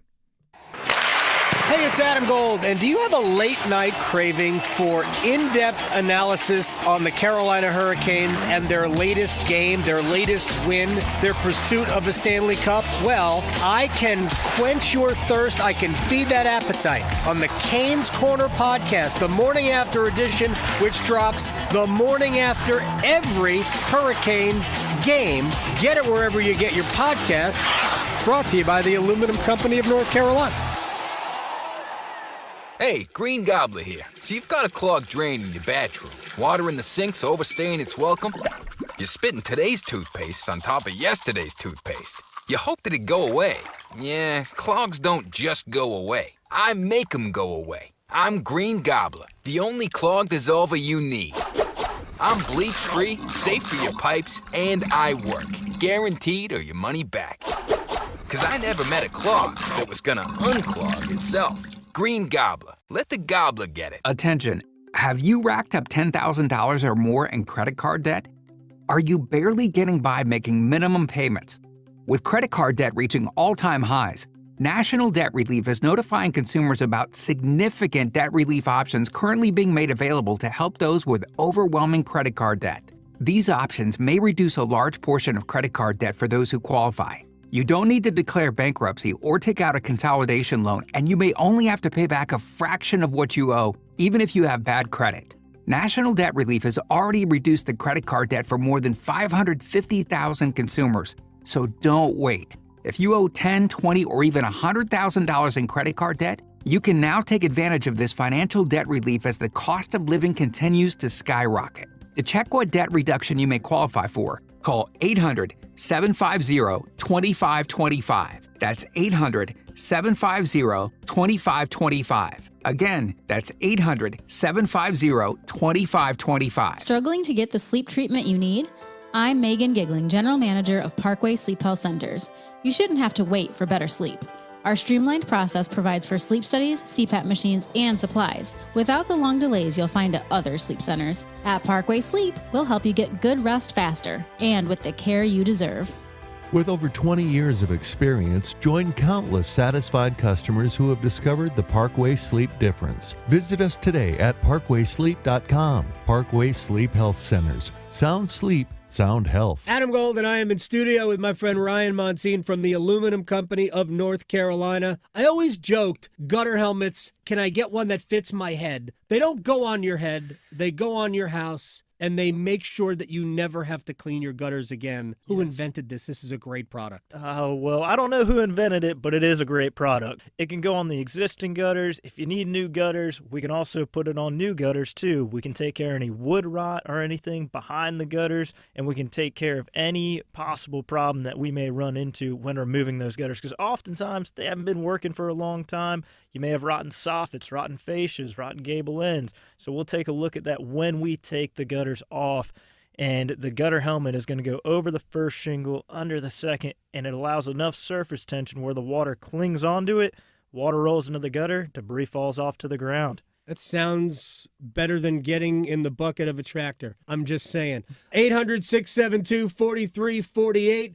aluminumcompany.com. Organize easy. Organize tough. Customize your work truck or van with upfit solutions from Van Products. Steel and aluminum shelving, toolboxes, data files, cabinets, drawers, conduit carriers, ladder racks, everything safe and secure. Everything built as unbreakable as you by Adrian Steel. Backed by the best warranty in the business. 3 years, 36,000 miles. Everything custom installed by Van Products so you know it's done right. From a single work rig to a fleet. Choose custom-installed upfit solutions from Van Products. This chance gets out in front, back to Nemitz. A quick shot out in front. Andersen makes the save again. His side-to-side movement there on Bastion. Premier. The Drive with Tim Donnelly, 99.9 The Fan. By the way, before we get to the latest on Alexander Nikishin, the superstar prospect for the Carolina Hurricanes back on the blue line, I have an update on one of our Dean's List members. Will Wilson, the 15th overall pick from the 2019 draft. Yeah, got called up to the Guardians. Out of NC State, got called up, I believe, for the first time in his career to the show, which is, that's a 6-year grind trying to make it to the big leagues. Started at shortstop for the Guardians, and I'm watching on a clip on social media right now. First major league hit. Let's go. First major league hit. Little low line drive through the left side of the infield. Good for an obvious single. Stand up, gets to enjoy it. Hey, keep that ball. I always say you don't want to hit a home run on your first hit, because then you might not get to keep the ball. So that's true. It's a good point. Keep it in the yard, and you always know you'll get to write, scribble the date and everything on there, and remember it forever. So shout out to Will Wilson. It's not just the legend of Bull Durham and Crash Davis, but the longer you spend in the minors, the more sweet it has to feel when you do finally get up there and get to enjoy the sweet, sweet life of the big leagues. Like, see, I can do this. Yeah, I knew it. Been trying to prove it to everybody else for the last 20 years, but I did it, and you can't take that away from you, right? It's cool. The Drive with Tim Donnelly, 99.9 The Fan. Let's get to the latest on Alexander Nikishin. Eric Tolsky, GM of the Canes, spoke to the media today. Dennis, do you want to set up these clips and give us the latest? So yeah, Nikishin, obviously with the team practicing, but here's the big kicker, like you mentioned in the tease coming into this segment. He actually hasn't officially signed his entry-level contract yet. What? Wait, what? They've agreed to terms, but he actually hasn't signed it. Now, something that Eric Tolsky did say earlier today actually does allow Nikishin to go to Chicago if he hasn't signed his entry-level contract. Go play with the Chicago Wolves, which their playoff series with the Rockford Ice Hogs starts today. So, again, something to keep in mind. But Tolsky did say that being around the team right now certainly is a benefit for him. Here's what Eric Tolsky had to say. He has a ton of ability. It's a big transition for him. So every time he gets a chance to skate with the team, every time he gets a chance to meet with the coaches, that helps him get ready to be on the ice and help the team. I think this is a great learning experience for him. The time he's getting around the team is helping him integrate and make sure he's ready to go when we need him. So, do you know what this tells me? And actually, is there one more clip we want to play? Because then we can have the conversation and not worry about the clock and having enough time to play it. So give us the rest of the audio from Eric Tolsky. So this is all Tolsky talking about Nikishin not signing his entry-level contract will allow him to play in Chicago, and it gives the team some flexibility. So when we sign the contract, he wouldn't be able to play in the A anymore. He'd be restricted to NHL games. So we're trying to keep our options open by holding off for now. Now, real quick, one thing he did say, if they needed to sign him right now because they needed him to play, he would sign it right in an instant. So if there were an injury or something, yes. And okay. But Rod's like, let's put this guy in. So here's just kind of my vibe, right? Here's my reading of the tea leaves. they are much further away from voluntarily putting him into the lineup than fans are.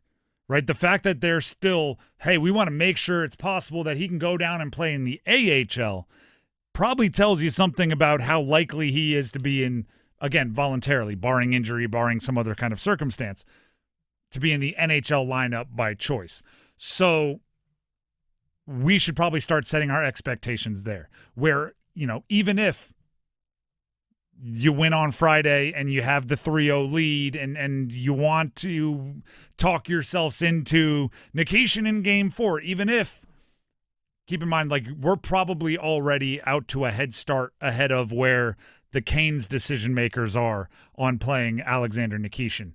And there's other things with, we knew right away signed the 2-year entry-level contract. We don't know we don't know, because I am not a contract lawyer and I do not know the ins and outs of all the collectively bargained situations in the NHL. I'm not sure if they could pull a move where they try to make that 2 years cover next year and the year after rather than this year and next year, which would obviously behoove the team to have a player like that under control for longer. So there's a lot going on there. We do know he is around the team, as you heard Tulsky mentioning, which is important, but we don't know much beyond that. Saw him up walking around the press area yesterday, saw him in the locker room. By the way, he's a massive human being. Large hockey player. He's a very big guy. But he's big for a hockey player. Yes. Which is different than just a big dude. He's a big dude amongst other hockey players who are also, for the most part, big dudes. So they have one on entry-level contracts, what's known as a slide.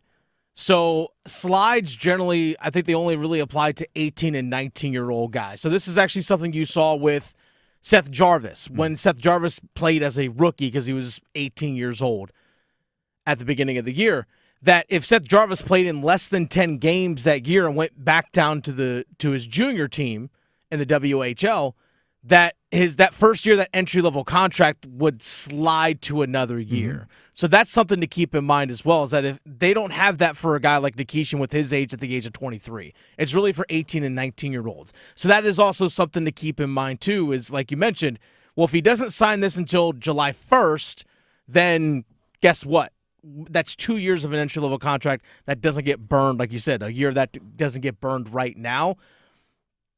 So, again, all things you have to weigh and consider. But again, Eric Tulsky did say if they needed to sign him right now because they needed him to play in the playoffs, he would sign it in an instant. Absolutely. And if you just think it's a difference between winning and losing a game in the Stanley Cup playoffs, mm-hmm. you do that and you figure out the future in the future.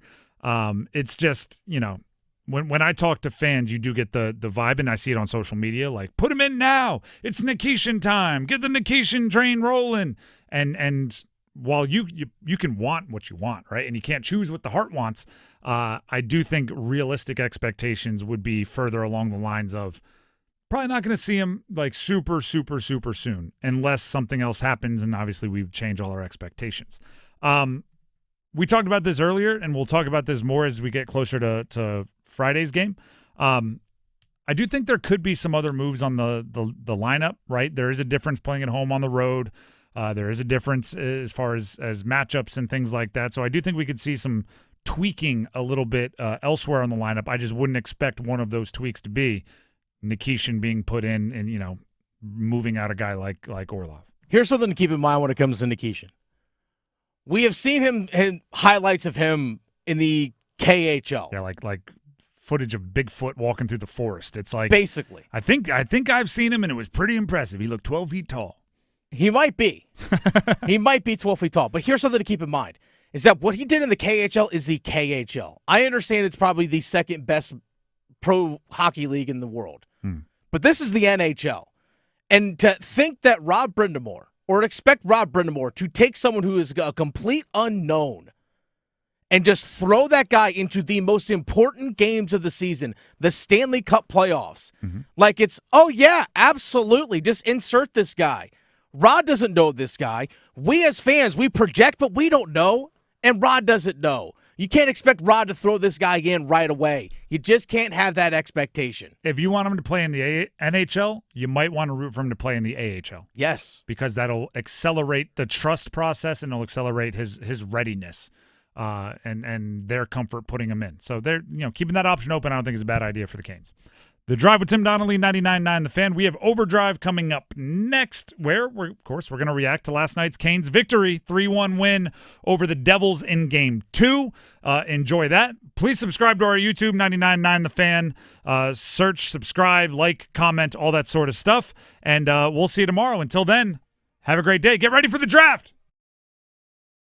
Let's go! It's the Stanley Cup playoffs. Aho now to Jarvis.